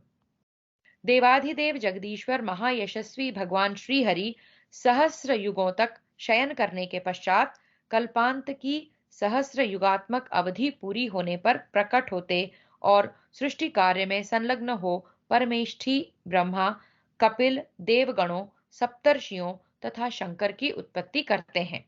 इसी प्रकार भगवान श्री हरि सनत कुमार, मनु एवं प्रजापति को भी उत्पन्न करते हैं। पूर्व काल में प्रज्वलित अग्नि के समान तेजस्वी नारायण देव ने ही देवताओं आदि की सृष्टि की है। पहले की बात है, प्रलय काल में समस्त चराचर प्राणी, देवता, असुर, मनुष्य, नाग तथा राक्षस सभी नष्ट हो चुके थे। उस समय एकार्णव यानी कि महासागर की जल राशि में 2 अत्यंत दुर्धर्ष दैत्य रहते थे, जिनके नाम थे मधु और कैटभ। वे दोनों भाई युद्ध की इच्छा कर रखते थे। उन्हीं भगवान नारायण ने उन्हें मनोवांछित वर देकर उन दोनों दैत्यों का वध किया था। कहते हैं वे दोनों महान असुर महात्मा भगवान विष्णु के कानों की मैल से उत्पन्न हुए थे। पहले भगवान ने इस पृथ्वी को आबद्ध करके मिट्टी से ही उनकी आकृति बनाई थी। वे पर्वतराज हिमालय के समान विशाल शरीर लिए महासागर के जल में सो रहे थे। उस समय ब्रह्मा जी की प्रेरणा से स्वयं वायुदेव ने उनके भीतर प्रवेश किया। फिर तो वे दोनों महान असुर संपूर्ण द्युलोक को आच्छादित करके बढ़ने लगे। वायुदेव ही जिनके प्राण थे, उन दोनों असुरों को देखकर ब्रह्मा जी ने धीरे धीरे उनके शरीर पर हाथ फेरा। एक का शरीर उन्हें अत्यंत कोमल प्रतीत हुआ और दूसरे का अत्यंत कठोर। तब जल से उत्पन्न होने वाले भगवान ब्रह्मा ने उन दोनों का नामकरण किया। यह दो मृदुल यह जो मृदुल शरीर वाला असुर है, उसका नाम मधु होगा, और जिसका शरीर कठोर है वह कैटभ कहलाएगा। इस प्रकार नाम निश्चित हो जाने पर वे दोनों दैत्य बल से उन्मत्त होकर सब ओर विचरने लगे। राजन, सबसे पहले वे दोनों महादैत्य मधु और कैटभ द्युलोक में पहुंचे और उस सारे लोक को आच्छादित करके सब ओर विचरने लगे। उस समय सारा लोक जलमय हो रहा था। उसमें युद्ध की कामना से अत्यंत निर्भय होकर आए हुए उन दोनों असुरों को देखकर लोक पितामह ब्रह्मा जी वहीं एकार्णव रूप जल राशि में अंतर्धान हो गए। वे भगवान पद्मनाभ विष्णु की नाभि से प्रकट हुए कमल में जो बैठे वह कमल वहां पहले ही स्वयं प्रकट हुआ था। कहने को तो वह पंकज था, परंतु पंख से उसकी उत्पत्ति नहीं हुई थी। पंख यानी कीचड़। लोक पितामह भगवान ने अपने निवास के लिए उस कमल को ही पसंद किया और उसकी भूरी भूरी सराहना की। भगवान नारायण और ब्रह्मा दोनों ही अनेक सहस्र वर्षों तक उस जल के भीतर सोते रहे, किंतु कभी तनिक भी कंपायमान नहीं हुए। तदनंतर दीर्घ काल के पश्चात वे दोनों असुर मधु और कैटभ उसी स्थान पर आ पहुंचे जहां ब्रह्मा जी स्थित थे। उन दोनों को आया देख महातेजस्वी लोकनाथ भगवान पद्मनाभ अपनी शैया से खड़े हो गए। क्रोध से उनकी आंखें लाल हो गई। फिर तो उन दोनों के साथ उनका बड़ा भयंकर युद्ध हुआ। उस भयानक एकार्णव में जहां त्रिलोकी जल रूप हो गई थी, सहस्रों वर्षों तक उनका वह घमासान युद्ध चलता रहा। परंतु उस समय उस युद्ध में उन दोनों दैत्यों को तनिक भी थकावट नहीं होती थी। तत्पश्चात दीर्घ काल व्यतीत होने पर वे दोनों रणोन्मत्त दैत्य प्रसन्न होकर सर्वशक्तिमान भगवान नारायण से बोले, सुरश्रेष्ठ, हम दोनों तुम्हारे युद्ध कौशल से बहुत प्रसन्न हैं। तुम हमारे लिए स्पृहणनीय मृत्यु हो स्पृहणीय सॉरी तुम हमारे लिए स्पृहणीय मृत्यु हो। हमें ऐसी जगह मारो जहां की भूमि पानी में डूबी हुई न हो, तथा मरने के पश्चात हम दोनों तुम्हारे पुत्र, जो हमें युद्ध में जीते हम उसी के पुत्र हों, ऐसी हमारी इच्छा है। उनकी बात सुनकर भगवान नारायण ने उन दोनों दैत्यों को युद्ध में पकड़कर उन्हें दोनों हाथों से दबाया और मधु तथा कैटभ दोनों को अपनी जांघों पर रखकर मार डाला। मरने पर उन दोनों की लाशें जल में डूबकर एक हो गईं। जल की लहरों से मथित होकर वे दोनों दैत्यों ने जो मेद छोड़ा, उससे आच्छादित होकर वहां का जल अदृश्य हो गया। उसी पर भगवान नारायण ने नाना प्रकार के जीवों की सृष्टि की। राजन कुंती कुमार, उन दोनों दैत्यों के मेद से सारी वसुधा आच्छादित हो गई। अतः तभी से यह मेदिनी के नाम से प्रसिद्ध हुई। भगवान पद्मनाभ के प्रभाव से यह मनुष्यों के लिए शाश्वत आधार बन गई। दक्षिणात्य प्रति में यह अध्याय यहीं समाप्त हो जाता है, लेकिन हमारी में यह आगे चल रहा है। भीष्म उवाच। भीष्म जी कहते हैं, कुरुनंदन, भगवान के अब तक कई सहस्र अवतार हो चुके हैं। मैं यहाँ कुछ अवतारों का यथाशक्ति वर्णन करूंगा। तुम ध्यान देकर उनका वृत्तांत सुनो। पूर्व काल में जब भगवान पद्मनाभ समुद्र के जल में शयन कर रहे थे, पुष्कर में उनसे अनेक देवताओं और महर्षियों का प्रादुर्भाव हुआ। यह भगवान का पौष्करिक पुष्कर संबंधी पुरातन अवतार कहा गया है, जो वैदिक श्रुतियों द्वारा अनुमोदित है।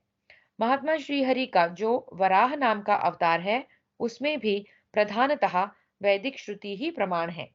इस अवतार के समय भगवान ने वराह रूप धारण करके पर्वतों और वनों सहित सारी पृथ्वी को जल से बाहर निकाला था। चारों वेद ही भगवान वराह के चार पैर थे, यूप ही उनकी दाढ़ थे, क्रतु यानी कि यज्ञ ही दांत और चिति यानी कि इष्टिका चयन ही मुख थे। अग्नि जिह्वा, कुश रोम तथा ब्रह्म मस्तक थे। वे महान तप से संपन्न थे। दिन और रात ही उनके दो नेत्र थे। उनका स्वरूप दिव्य था। वेदांग ही उनके विभिन्न अंग थे। श्रुतियां ही उनके लिए आभूषण का काम देती थी। घी उनकी नासिका, श्रुवा उनकी थूथन और साम वेद का स्वर ही उनकी भीषण गर्जना थी। उनका शरीर बहुत बड़ा था। धर्म और सत्य उनका स्वरूप था। वे अलौकिक तेज से संपन्न थे। वे विभिन्न कर्म रूपी विक्रम से सुशोभित हो रहे थे। प्रायश्चित उनके नख थे। वे धीर स्वभाव से युक्त थे। पशु उनके घुटनों के स्थान में थे और महान वृषभ धर्म ही उनका श्री विग्रह था। उदगाता का होम रूप कर्म उनका लिंग था। फल और बीज ही उनके लिए महान औषध थे। वे बाह्य और आभ्यंतर जगत के आत्मा थे। वैदिक मंत्र ही उनके शारीरिक अस्थि विकार थे। देखने में उनका स्वरूप बड़ा ही सौम्य था। यज्ञ की वेदी ही उनके कंधे, हविष्य सुगंध और हव्य कव्य आदि उनके वेग थे। प्रागवंश यजमान गृह एवं पत्नीशाला उनका शरीर कहा गया है। वे महान तेजस्वी और अनेक प्रकार की दीक्षाओं से व्याप्त थे। दक्षिणा उनके हृदय के स्थान में थी। वे महान योगी और महान शास्त्र स्वरूप थे। प्रतिकारक उपाकर्म उनके ओष्ठ और प्रवर्ग्य कर्म ही उनके रत्नों के आभूषण थे। जल में पड़ने वाली छाया यानी कि परछाई ही पत्नी की भांति उनकी सहायिका थी। वे मणिमय पर्वत शिखर की भांति ऊंचे जान पड़ते थे। इस प्रकार यज्ञ में वराह रूप धारण करके एकार्णव के जल में प्रविष्ट हो सर्वशक्तिमान सनातन भगवान विष्णु ने उस जल में गिरकर डूबी हुई पर्वत वन और समुद्रों सहित अपनी महारानी भूदेवी का दाढ़ या सींग की सहायता से मार्कंडेय मुनि के देखते देखते उद्धार किया। सहस्रों मस्तकों से सुशोभित होने वाले उन भगवान ने सींग या फिर दाढ़ के द्वारा संपूर्ण जगत के हित के लिए इस पृथ्वी का उद्धार करके उसे जगत का एक सुदृढ़ आश्रय बना दिया।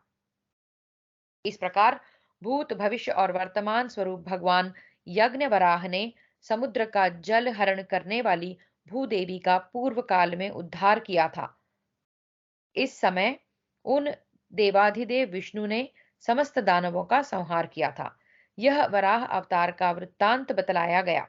अब नृसिंह अवतार का वर्णन सुनो, जिसमें नरसिंह रूप धारण करके भगवान ने हिरण्यकशिपु नामक दैत्य का वध किया था।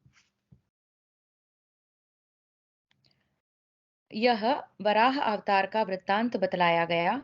अब नृसिंह अवतार का वर्णन सुनो, जिसमें नरसिंह रूप धारण करके भगवान ने हिरण्यकशिपु नामक दैत्य का वध किया था। राजन, प्राचीन काल में देवताओं का शत्रु हिरण्यकशिपु समस्त दैत्यों का राजा था। वह बलवान तो था ही, उसे अपने बल का घमंड भी बहुत था। वह तीनों लोकों के लिए कंटक रूप हो गया था, कांटे जैसा हो गया था। पराक्रमी हिरण्यकशिपु धीर और बलवान था। दैत्य कुल का आदि पुरुष वही था। राजन, उसने वन में जाकर बड़ी भारी तपस्या की।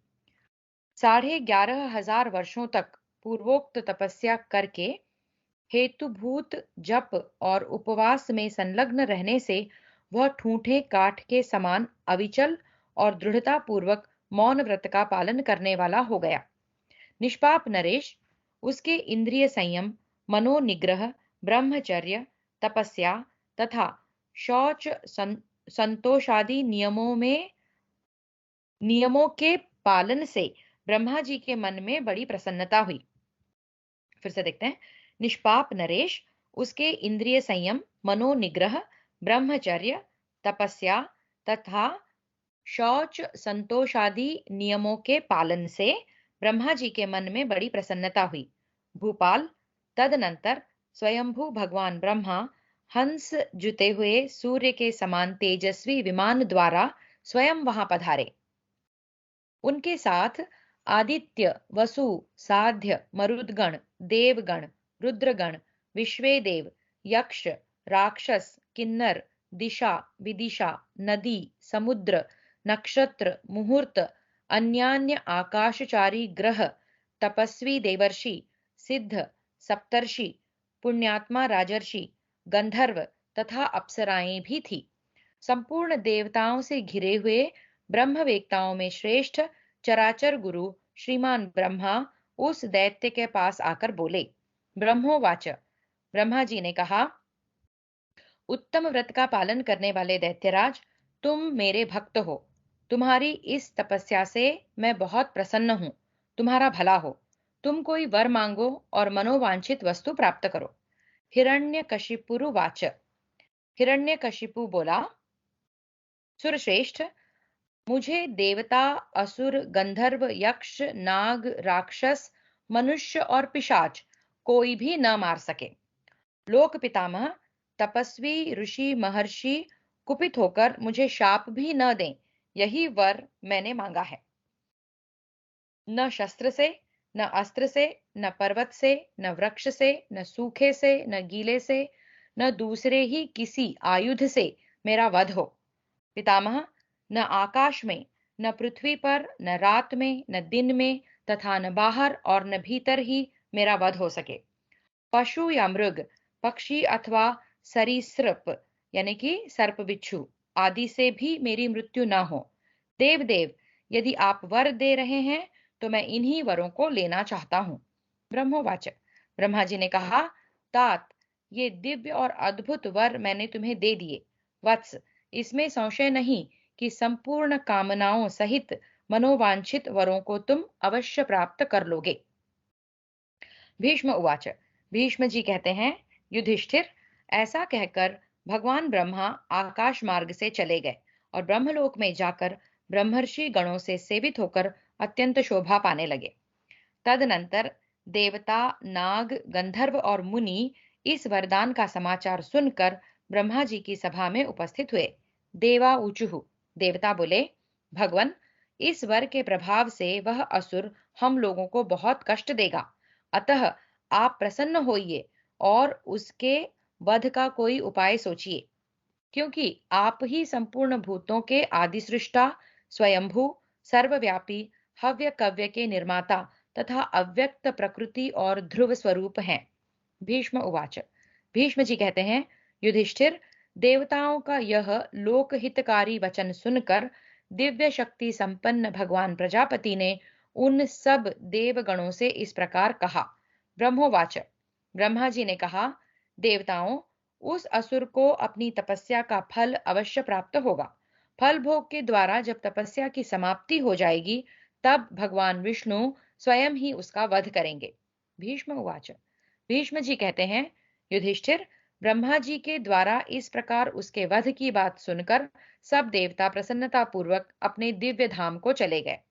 दैत्य हिरण्यकशिपु ब्रह्मा जी का वर पाते ही समस्त प्रजा को कष्ट पहुंचाने लगा। वरदान से उसका घमंड बहुत बढ़ गया था। वह दैत्यों का राजा होकर राज्य भोगने लगा। झुंड के झुंड दैत्य उसे घेरे रहते थे। उसने सातों द्वीपों और अनेक लोकांतरों को बलपूर्वक अपने वश में कर लिया। उस महान असुर ने तीनों लोकों में रहने वाले समस्त देवताओं को जीतकर संपूर्ण दिव्य लोकों और वहां के दिव्य भोगों पर अधिकार प्राप्त कर लिया। इस प्रकार तीनों लोकों को अपने अधीन करके वह दैत्य स्वर्ग लोक में निवास करने लगा। वरदान के मद से उन्मत्त हो दानव हिरण्यकशिपु देवलोक का निवासी बन बैठा। तदनंतर वह महान असुर अन्य समस्त लोकों को जीतकर यह सोचने लगा कि मैं ही इंद्र हो जाऊं। चंद्रमा, अग्नि, वायु, सूर्य, जल, आकाश, नक्षत्र, दसों दिशाएं, क्रोध, काम, वरुण, वसुगण, अर्यमा, धन देने वाले धनाध्यक्ष, यक्ष और किम पुरुषों का स्वामी, ये सब मैं ही हो जाऊं। ऐसा सोचकर उसने स्वयं ही बलपूर्वक उन उन पदों पर अधिकार जमा लिया। उसके स्थान ग्रहण करके उन सब के कार्य वह स्वयं देखने लगा। उनके स्थान ग्रहण करके उन सब के कार्य वह स्वयं देखने लगा। उत्तम देवर्षि गण श्रेष्ठ यज्ञों द्वारा जिन देवताओं का यजन करते थे, उन सब के स्थान पर वह स्वयं ही यज्ञ भाग का अधिकारी बन बैठा। नरक में पड़े हुए सब जीवों को वहां से निकालकर उसने स्वर्ग का निवासी बना दिया। बलवान दैत्यराज ने ये सब कार्य करके मुनियों के आश्रमों पर धावा किया और कठोर व्रत का पालन करने वाले सत्य धर्म परायण एवं जितेंद्रिय महाभाग मुनियों को सताना आरंभ किया। उसने दैत्यों को यज्ञ का अधिकारी बनाया और देवताओं को उस अधिकार से वंचित कर दिया। जहां जहां देवता जाते थे, वहां वहां वह उनका पीछा करता था। देवताओं के सारे स्थान हड़प कर वह स्वयं ही त्रिलोकी के राज्य का पालन करने लगा। उस दुरात्मा के राज्य करते 5 करोड़ 61 लाख 60 हजार वर्ष व्यतीत हो गए। 5 करोड़ 61 लाख 60 हजार वर्ष व्यतीत हो गए। इतने वर्षों तक दैत्यराज हिरण्यकशिपु ने दिव्य भोगों और ऐश्वर्य का उपभोग किया। महाबली दैत्यराज हिरण्यकशिपु के द्वारा अत्यंत पीड़ित हो इंद्र आदि सब देवता ब्रह्मलोक में गए और ब्रह्मा जी के पास जाकर खेदग्रस्त हो हाथ जोड़कर बोले। देवाऊचुः, देवताओं ने कहा, भूत, वर्तमान और भविष्य के स्वामी भगवान पितामह, हम यहाँ आपकी शरण में आए हैं। आप हमारी रक्षा कीजिए। अब हमें इस दैत्य से दिन रात घोर भय की प्राप्ति हो रही है। भगवान, आप संपूर्ण भूतों के आदि सृष्टा, स्वयंभू, सर्वव्यापी, हव्य कव्यों के निर्माता, अव्यक्त प्रकृति एवं नित्य स्वरूप हैं। ब्रह्मोवाच, ब्रह्मा जी बोले, देवताओं सुनो, ऐसी विपत्ति को समझना मेरे लिए भी अत्यंत कठिन है। अंतर्यामी भगवान नारायण ही हमारी सहायता कर सकते हैं। वे विश्व रूप, महातेजस्वी, अव्यक्त स्वरूप, सर्वव्यापी, अविनाशी तथा संपूर्ण भूतों के लिए अचिंत्य हैं। संकट काल में मेरे और तुम्हारे वे ही परम गति हैं। भगवान नारायण अव्यक्त रूप से परे हैं और मेरा आविर्भाव अव्यक्त से हुआ है। मुझसे समस्त प्रजा, संपूर्ण लोक तथा देवता और असुर भी उत्पन्न हुए हैं। देवताओं, जैसे मैं तुम लोगों का जनक हूँ, उसी प्रकार भगवान नारायण मेरे जनक हैं। मैं सबका पितामह हूँ और वे भगवान विष्णु प्रपितामह हैं। देवताओं, इस हिरण्यकशिपु नामक दैत्य का वे विष्णु ही संहार करेंगे। उनके लिए कुछ भी असंभव नहीं है। अतः सब लोग उन्हीं की शरण में जाओ, विलंब न करो।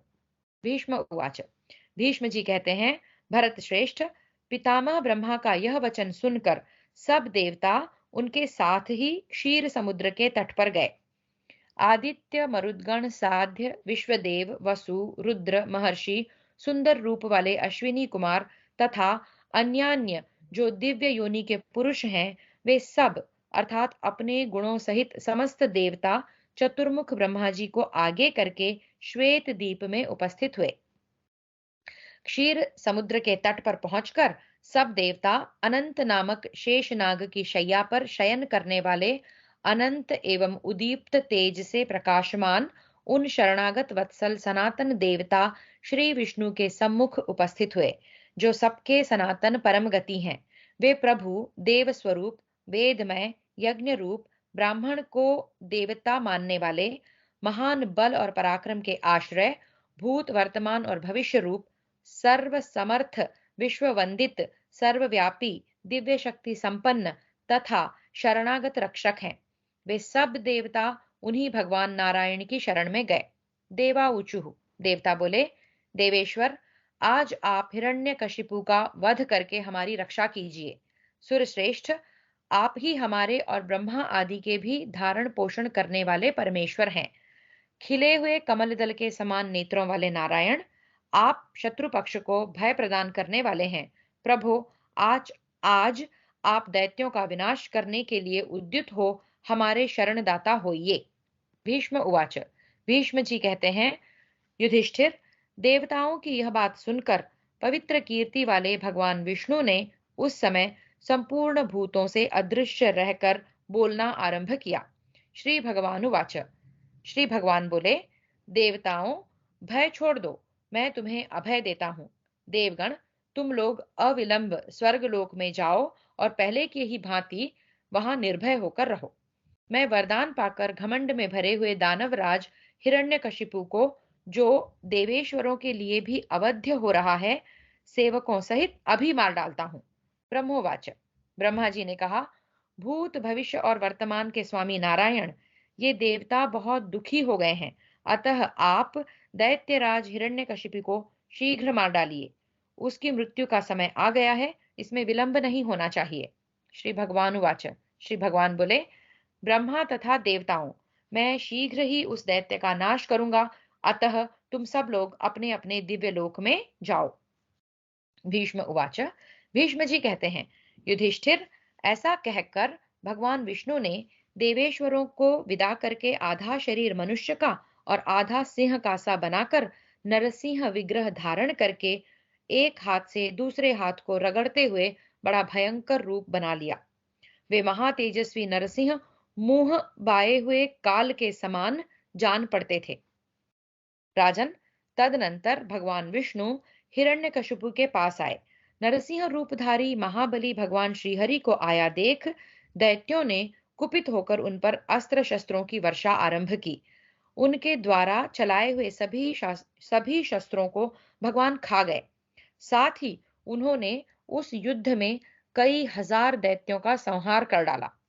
क्रोध में भरे हुए उन सभी महाबलवान दैत्येश्वरों का विनाश करके अत्यंत कुपित हो भगवान ने बलोन्मत्त बलोन्मत्त दैत्यराज हिरण्यकशिपु पर धावा किया।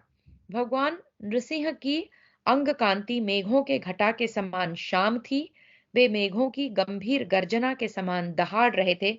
उनका उदीप्त तेज भी मेघों के ही समान शोभा पाता था और वे मेघों के ही समान महान वेगशाली थे।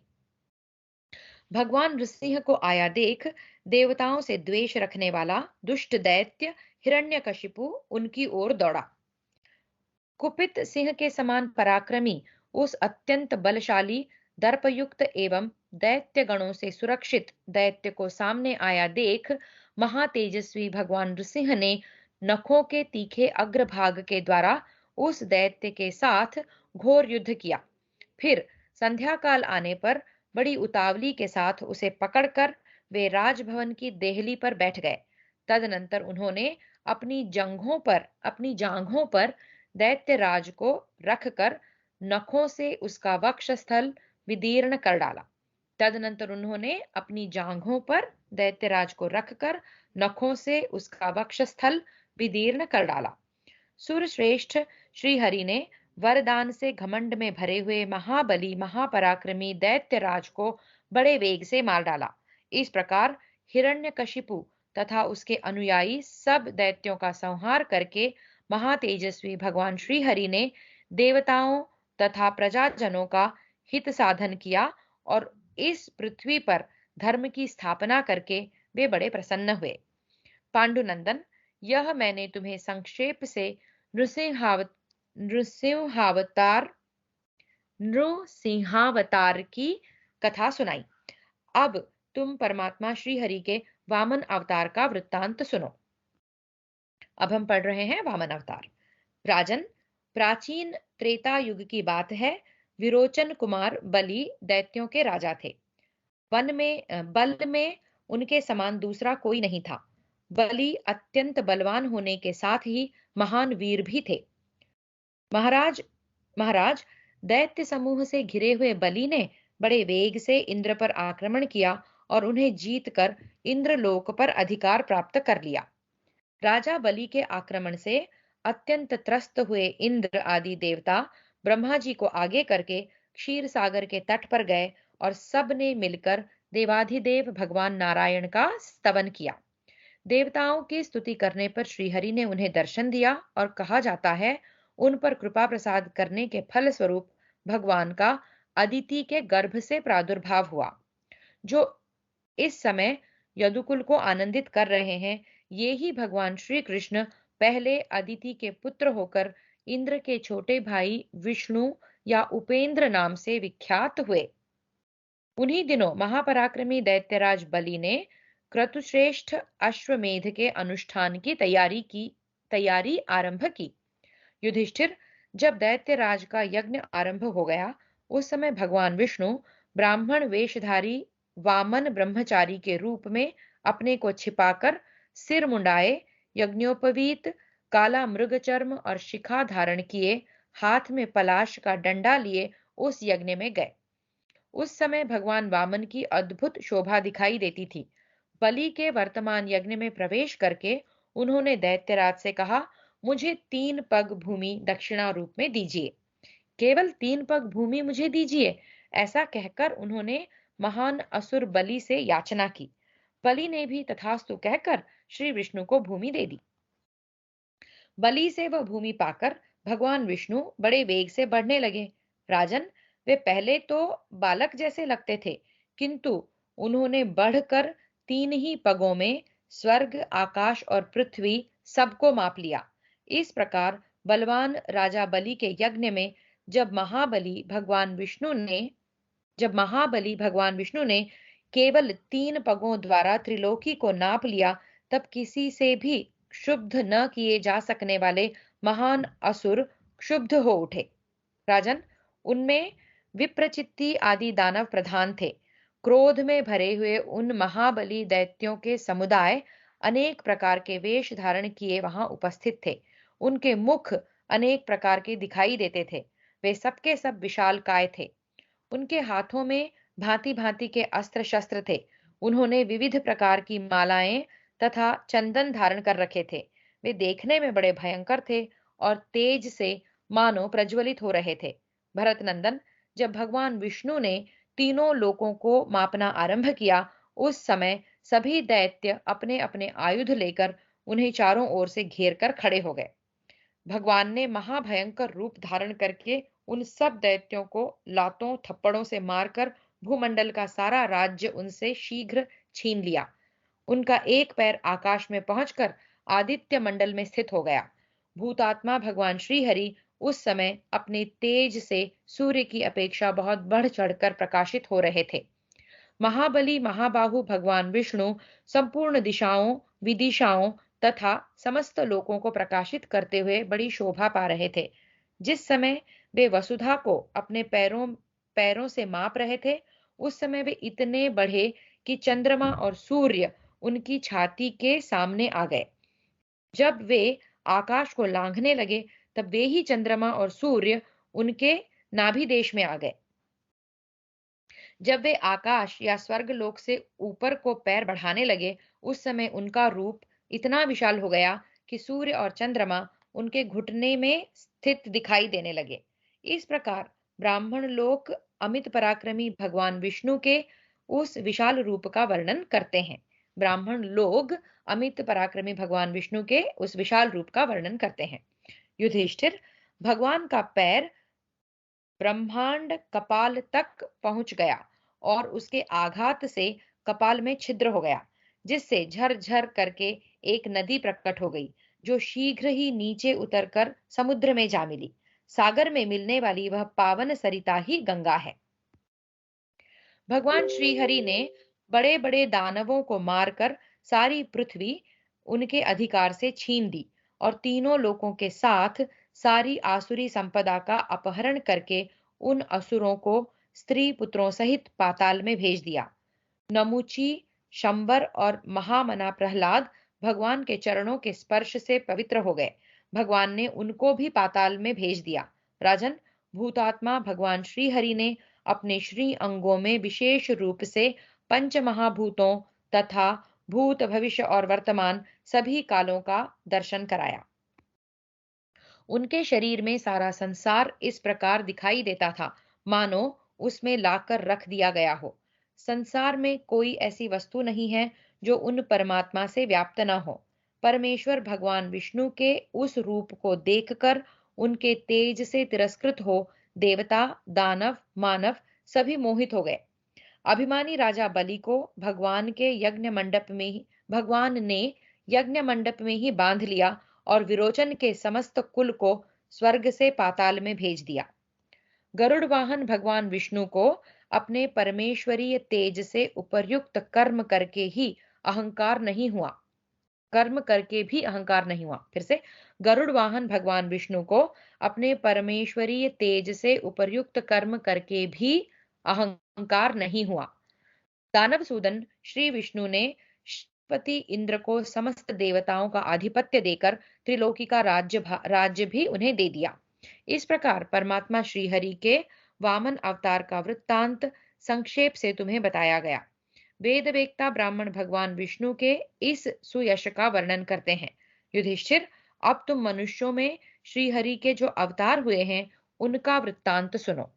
महाराज, अब मैं पुनः भगवान विष्णु के दत्तात्रेय नामक अवतार का वर्णन करता हूँ। दत्तात्रेय जी महान यशस्वी महर्षि थे। एक समय की बात है, सारे वेद नष्ट से हो गए। वैदिक कर्मों और यज्ञ यागादिकों का लोप हो गया। चारों वर्ण एक में मिल गए और सर्वत्र वर्ण संकरता फैल गई। एक बार फिर देखते हैं। एक समय की बात है, सारे वेद नष्ट से हो गए, वैदिक कर्मों और यज्ञ यागादिकों का लोप हो गया, चारों वर्ण एक में मिल गए और सर्वत्र वर्ण संकरता फैल गई। धर्म शिथिल हो गया एवं अधर्म दिनों दिन बढ़ने लगा। सत्य दब गया और सब ओर असत्य ने सिक्का जमा लिया। प्रजा क्षीण होने लगी और धर्म को अधर्म द्वारा हर तरह से पीड़ा यानी कि हानि पहुंचने लगी। ऐसे समय में महात्मा दत्तात्रेय ने यज्ञ और कर्मानुष्ठान की विधि सहित संपूर्ण वेदों का पुनरुद्धार किया और पुनः चारों वर्णों को पृथक पृथक अपनी अपनी मर्यादा में स्थापित किया। उन्होंने ही है राज अर्जुन को वर प्रदान किया। है राज अर्जुन ने अपनी सेवाओं द्वारा दत्तात्रेय जी को प्रसन्न कर लिया था। वह अच्छी तरह सेवा में संलग्न हो वन में मुनिवर दत्तात्रेय की परिचर्या में लगा रहता था। उसने दूसरों का दोष देखना छोड़ दिया था। वह ममता और अहंकार से रहित था। उसने दीर्घ काल तक दत्तात्रेय जी की आराधना करके उन्हें संतुष्ट किया। दत्तात्रेय जी आप्त पुरुषों से भी बढ़कर आप्त पुरुष थे। बड़े बड़े विद्वान उनकी सेवा में रहते थे। विद्वान सहस्त्रबाहु अर्जुन ने उन ब्रह्मर्षि से ये निम्नांकित वर प्राप्त किए। अमरत्व छोड़कर उसके मांगे हुए सभी वर विद्वान ब्राह्मण दत्तात्रेय जी ने दे दिए। उसने 4 वरों के लिए महर्षि से प्रार्थना की थी और उन चारों का ही महर्षि ने अभिनंदन किया था। वे वर इस प्रकार हैं। है राज बोला, मैं श्रीमान, मनस्वी, बलवान, सत्यवादी, अदोष अदोषदर्शी तथा सहस्त्र भुजाओं से विभूषित होऊं, यह मेरे लिए पहला वर है। मैं जरायुज और अंडज जीवों के साथ साथ समस्त चराचर जगत का धर्म पूर्वक शासन करना चाहता हूं, मेरे लिए दूसरा वर यही है। मैं अनेक प्रकार के यज्ञों द्वारा देवताओं, ऋषियों, पितरों तथा ब्राह्मण अतिथियों का यजन करूं और जो लोग मेरे शत्रु हैं उन्हें समरांगण में तीखे बाणों द्वारा मारकर यमलोक पहुंचा दूं। भगवान दत्तात्रेय मेरे लिए यही तीसरा वर है। जिसके समान इहलोक या स्वर्गलोक में कोई पुरुष न था, न है, न होगा ही, वही मेरा वध करने वाला हो, यह मेरे लिए चौथा वर है। जिसके समान इहलोक या स्वर्गलोक में कोई पुरुष न था, न है और ना ही होगा, वही मेरा वध करने वाला हो, यह मेरे लिए चौथा वर है। वह अर्जुन राजा कृतवीर्य का ज्येष्ठ पुत्र था और युद्ध में महान शौर्य का परिचय देता था। उसने माहिष्मती नगरी में 10 लाख वर्षों तक निरंतर अभ्युदयशील होकर राज्य किया।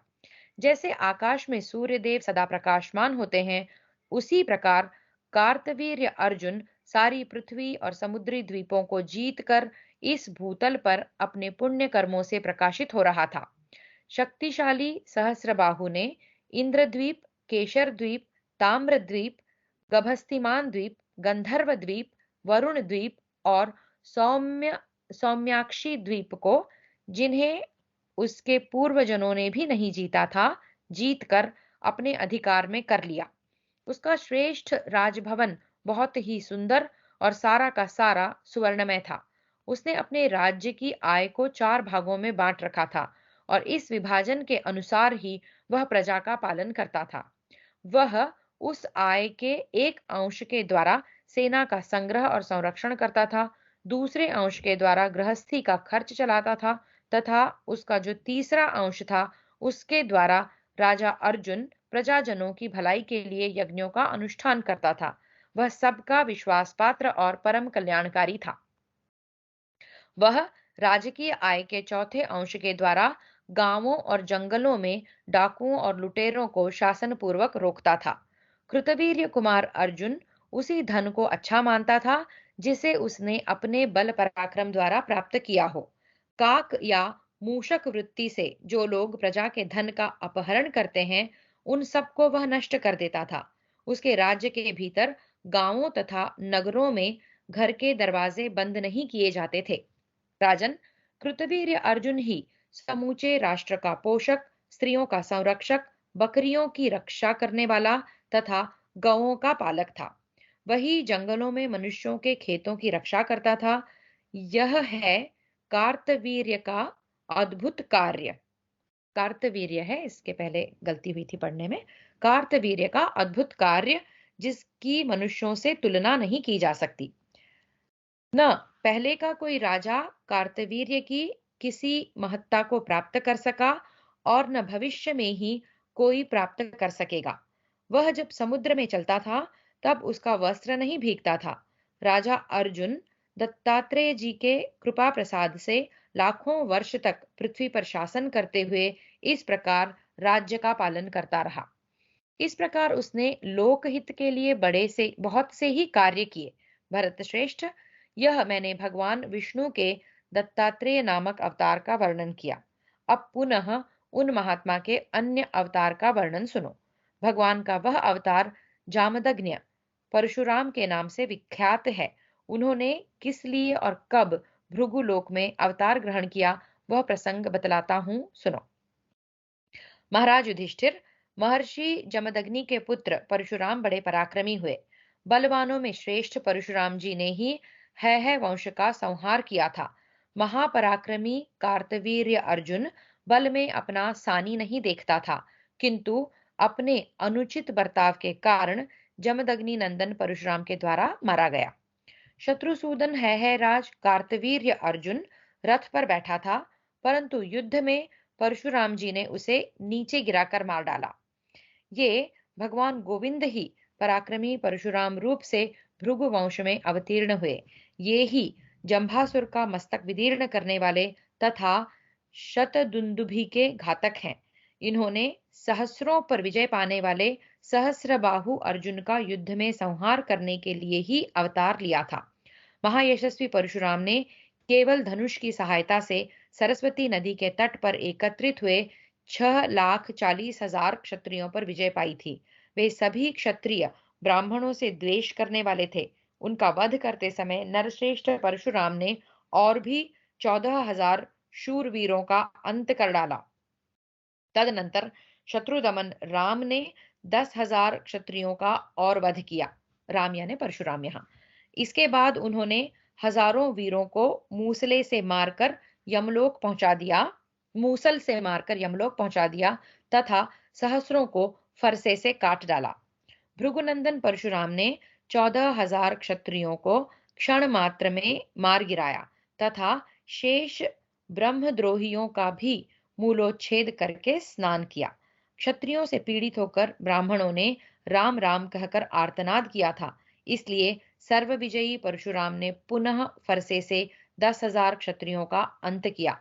जिस समय द्विज लोग भृगुनंदन परशुराम दौड़ो बचाओ इत्यादि बातें कर कर करुण क्रंदन करते, उस समय उन पीड़ितों द्वारा कही हुई वह आर्तवाणी परशुराम जी नहीं सहन कर सके।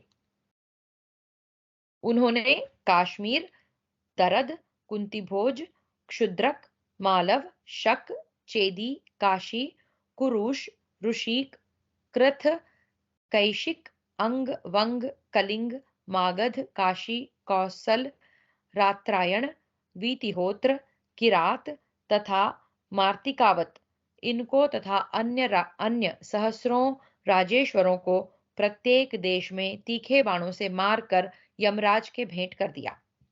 मेरु और मंदर पर्वत जिसके आभूषण हैं, वह पृथ्वी करोड़ों क्षत्रियों की लाशों से पट गई। एक दो बार नहीं, 21 बार परशुराम ने यह पृथ्वी क्षत्रियों से सूनी कर दी। तदनंतर महाबाहु परशुराम ने प्रचुर दक्षिणा वाले यज्ञों का अनुष्ठान करके 100 वर्षों तक सौभ नामक विमान पर बैठे हुए राजा शाल्व के साथ युद्ध किया। भरत श्रेष्ठ युधिष्ठिर तदनंतर सुंदर रथ पर बैठकर सौभ विमान के साथ युद्ध करने वाले शक्तिशाली वीर भृगुश्रेष्ठ परशुराम ने गीत गाती हुई नग्निका कुमारियों के मुख से यह सुना। ये कौन सी कुमारियां हैं समझाया है। जिनमें ऋतु धर्म रजस्वलावस्था का प्रादुर्भाव न हुआ हो, उन्हें नग्निका कहते हैं। तो उन्होंने क्या किया? परशुराम ने गीत गाती हुई नग्निका कुमारियों के मुख से यह सुना। राम राम महाबाहो, तुम भृगु वंशी की कीर्ति बढ़ाने वाले हो। अपने सारे अस्त्र शस्त्र नीचे डाल दो। तुम सौभ विमान का नाश नहीं कर सकोगे। भयभीतों को अभय देने वाले चक्रधारी गदापाणी भगवान श्री विष्णु प्रद्युम्न और सांब को साथ लेकर युद्ध में सौभ विमान का नाश करेंगे। यह सुनकर पुरुष सिंह परशुराम उसी समय वन को चल दिए। राजन, वे महायशस्वी मुनि कृष्णावतार के समय की प्रतीक्षा करते हुए अपने सारे अस्त्र शस्त्र, रथ, कवच, आयुध, बाण, परशु और धनुष जल में डालकर बड़ी भारी तपस्या में लग गए। शत्रुओं का नाश करने वाले धर्मात्मा परशुराम जी ने लज्जा, प्रज्ञा, श्री, कीर्ति और लक्ष्मी, इन पांचों का आश्रय लेकर अपने पूर्वोक्त रथ को त्याग दिया। आदि काल में जिसकी प्रवृत्ति हुई थी, उस काल का विभाग करके भगवान परशुराम ने कुमारियों की बात पर श्रद्धा होने के कारण ही सौभ विमान का नाश नहीं किया, असमर्थता के कारण नहीं। जमदग्नि नंदन परशुराम के नाम से विख्यात वे महर्षि, जो विश्व विदित ऐश्वर्यशाली महर्षि हैं, वे इन्हीं श्री कृष्ण के अंश हैं, जो इस समय तपस्या कर रहे हैं। राजन, अब महात्मा भगवान विष्णु के साक्षात स्वरूप श्री राम के अवतार का वर्णन सुनो, जो विश्वामित्र मुनि को आगे करके चलने वाले थे। चैत्र मास के शुक्ल पक्ष की नवमी तिथि को अविनाशी भगवान महाबाहु विष्णु ने अपने आप को 4 स्वरूपों में विभक्त करके महाराज दशरथ के सकाश से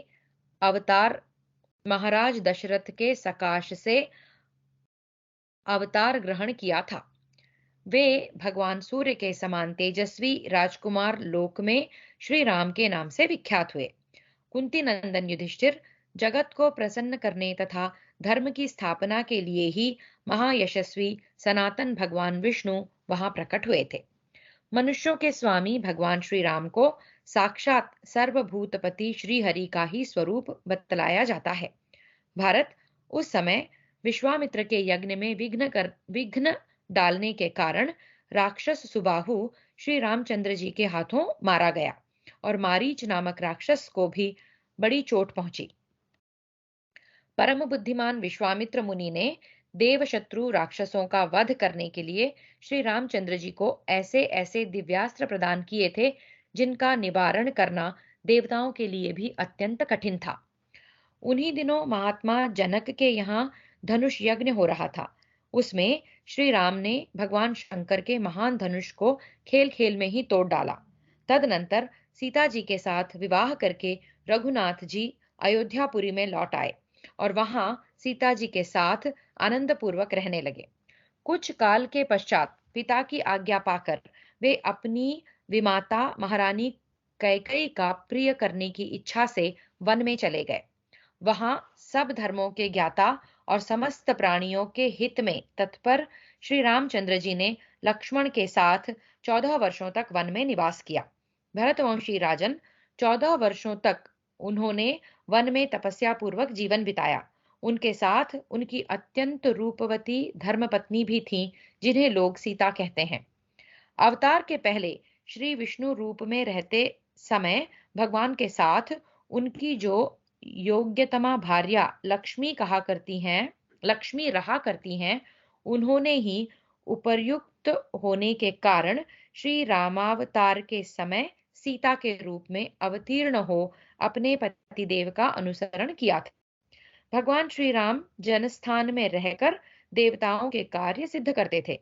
धर्मात्मा श्री राम ने प्रजाजनों के हित की कामना से भयानक कर्म करने वाले 14,000 राक्षसों का वध किया, जिनमें मारीच, खर, दूषण और त्रिशिरा आदि प्रधान थे।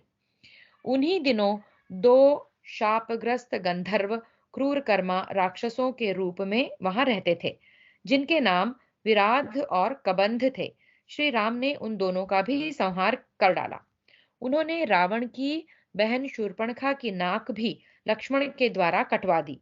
इसी के कारण राक्षसों के षड्यंत्र से उन्हें पत्नी का वियोग देखना पड़ा। तब वे सीता जी की खोज करते हुए वन में विचरने लगे। तदनंतर ऋष्यमुख पर्वत पर जा पंपा सरोवर को लांघ कर श्री राम जी सुग्रीव और हनुमान जी से मिले और उन दोनों के साथ उन्होंने मैत्री स्थापित कर ली।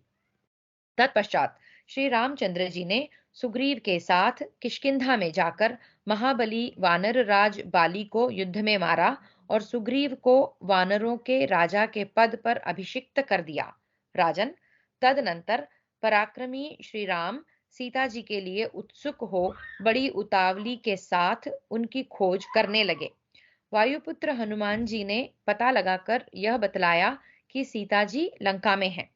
तब समुद्र पर पुल बांधकर वानरों सहित श्री राम ने सीता जी के स्थान का पता लगाते हुए लंका में प्रवेश किया। वहां देवता, नागगण, यक्ष, राक्षस तथा पक्षियों के लिए अवध्य और युद्ध में दुर्जय राक्षस राज रावण करोड़ों राक्षसों के साथ रहता था। वह देखने में खान से वह देखने में खान से खोदकर निकाले हुए कोयले के ढेर के समान जान पड़ता था। देवताओं के लिए उसकी उसकी ओर आंख उठाकर देखना भी कठिन था। ब्रह्मा जी से वरदान मिलने से उसका घमंड बहुत बढ़ गया था। श्री राम ने त्रिलोकी के लिए कंटक रूप महाबली विशालकाय वीर रावण को उसके मंत्रियों और वंशजों सहित युद्ध में मार डाला। इस प्रकार संपूर्ण भूतों के स्वामी श्री रघुनाथ जी ने प्राचीन काल में रावण को सेवकों सहित मारकर लंका के राज्य पर राक्षसपति महात्मा विभीषण का अभिषेक करके उन्हें वहीं अमरत्व प्रदान किया। पांडुनंदन, तत्पश्चात श्री राम ने पुष्पक विमान पर आरूढ़ हो सीता को साथ ले दल बल सहित अपनी राजधानी में जाकर धर्म पूर्वक राज्य का पालन किया। राजन, उन्हीं दिनों मथुरा में मधु का पुत्र लवण नामक दानव राज्य करता था, जिसे जिसे श्री रामचंद्र जी की आज्ञा से शत्रुघ्न ने मार डाला। इस प्रकार धर्मात्माओं में श्रेष्ठ श्री रामचंद्र जी ने लोक हित के लिए बहुत से कार्य करके विधि पूर्वक राज्य का पालन किया। उन्होंने 10 अश्वमेध यज्ञों का अनुष्ठान किया और सरयू तट के जारूधी प्रदेश को विघ्न बाधाओं से रहित कर दिया। श्री रामचंद्र जी के शासनकाल में कभी कोई अमंगल की बात नहीं सुनी गई। उस समय प्राणियों की अकाल मृत्यु नहीं होती थी और किसी को भी धन की रक्षा आदि के निमित्त भय नहीं प्राप्त होता था। संसार के जीवों का जल और अग्नि आदि से भी भय नहीं होता था। संसार के जीवों को जल और अग्नि आदि से भी भय नहीं होता था। विधवाओं का करुण क्रंदन नहीं सुना जाता था तथा स्त्रियां अनाथ नहीं होती थी। श्री रामचंद्र जी के राज्य शासन काल में संपूर्ण जगत संतुष्ट था, किसी भी वर्ण के लोग वर्ण संकर संतान नहीं उत्पन्न करते थे। कोई भी मनुष्य ऐसी जमीन के लिए कर नहीं देता था जो जोतने बोने के काम में न आती थी। ये बहुत सुंदर है। अगर वो जमीन कुछ उपजाऊ नहीं है तो उसका कर नहीं लिया करते थे उस शेतकरी से श्री रामचंद्र जी। बूढ़े लोग बालकों का अंत्येष्टि संस्कार नहीं करते थे। उनके सामने ऐसा अवसर ही नहीं आता था। वैश्य लोग क्षत्रियों की परिचर्या करते थे और क्षत्रिय लोग भी वैश्यों को कष्ट नहीं होने देते थे। पुरुष अपनी पत्नियों की अवहेलना नहीं करते थे और पत्नियां भी पतियों की अवहेलना नहीं करती थी। श्री रामचंद्र जी के राज्य शासन करते समय लोक में खेती की उपज कम नहीं होती थी। लोग सहस्र पुत्रों से युक्त होकर सहस्रों वर्षों तक जीवित रहते थे। श्री राम के राज्य शासन काल में सब प्राणी निरोग थे। श्री रामचंद्र जी के राज्य में इस पृथ्वी पर ऋषि, देवता और मनुष्य साथ साथ रहते थे। राजन, भूमिपाल श्री रघुनाथ जी जिन दिनों सारी पृथ्वी का शासन करते थे, उस समय उनके राज्य में सब लोग पूर्णतः तृप्ति का अनुभव करते थे। धर्मात्मा राजा राम के राज्य में पृथ्वी पर सब लोग तपस्या में ही लगे रहते थे और सबके सब धर्मानुरागी थे। राम के राज्य शासन काल में कोई भी मनुष्य अधर्म में प्रवृत्त नहीं होता था। सबके प्राण और अपान समवृत्ति में स्थित थे। जो पुराण वेत्ता विद्वान हैं, वे इस विषय में निम्नांकित गाथा गाया करते हैं। भगवान श्री राम की अंग कांति श्याम है, युवावस्था है, उनके नेत्रों में कुछ कुछ लाली है, वे गजराज जैसे पराक्रमी हैं, उनकी भुजाएं घुटनों तक लंबी हैं, मुख बहुत सुंदर है, कंधे सिंह के समान हैं और वे महान बलशाली हैं। उन्होंने राज्य और भोग पाकर 11,000 वर्षों तक इस पृथ्वी का शासन किया है। प्रजाजनों में राम राम राम इस प्रकार केवल राम की ही चर्चा होती थी। राम के राज्य शासन काल में यह सारा जगत राममय हो रहा था। उस समय के द्विज ऋग्वेद, यजुर्वेद और सामवेद के ज्ञान से शून्य नहीं थे। इस प्रकार मनुष्यों में श्रेष्ठ श्री रामचंद्र जी ने दंडकारण्य में निवास करके देवताओं का कार्य सिद्ध किया और पहले के अपराधी पुलस्त्य नंदन रावण को, जो देवताओं, गंधर्वों और नागों का शत्रु था, युद्ध में मार गिराया।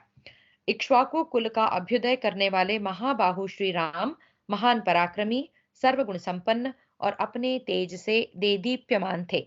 वे इसी प्रकार सेवकों सहित रावण का वध करके राज्य पालन के पश्चात साकेत लोक में पधारे। इस प्रकार परमात्मा दशरथ नंदन श्री राम के अवतार का वर्णन किया। इस प्रकार मैंने परमात्मा दशरथ नंदन श्री राम के अवतार का वर्णन किया। ये भीष्म कह रहे हैं। अब हरि ओम।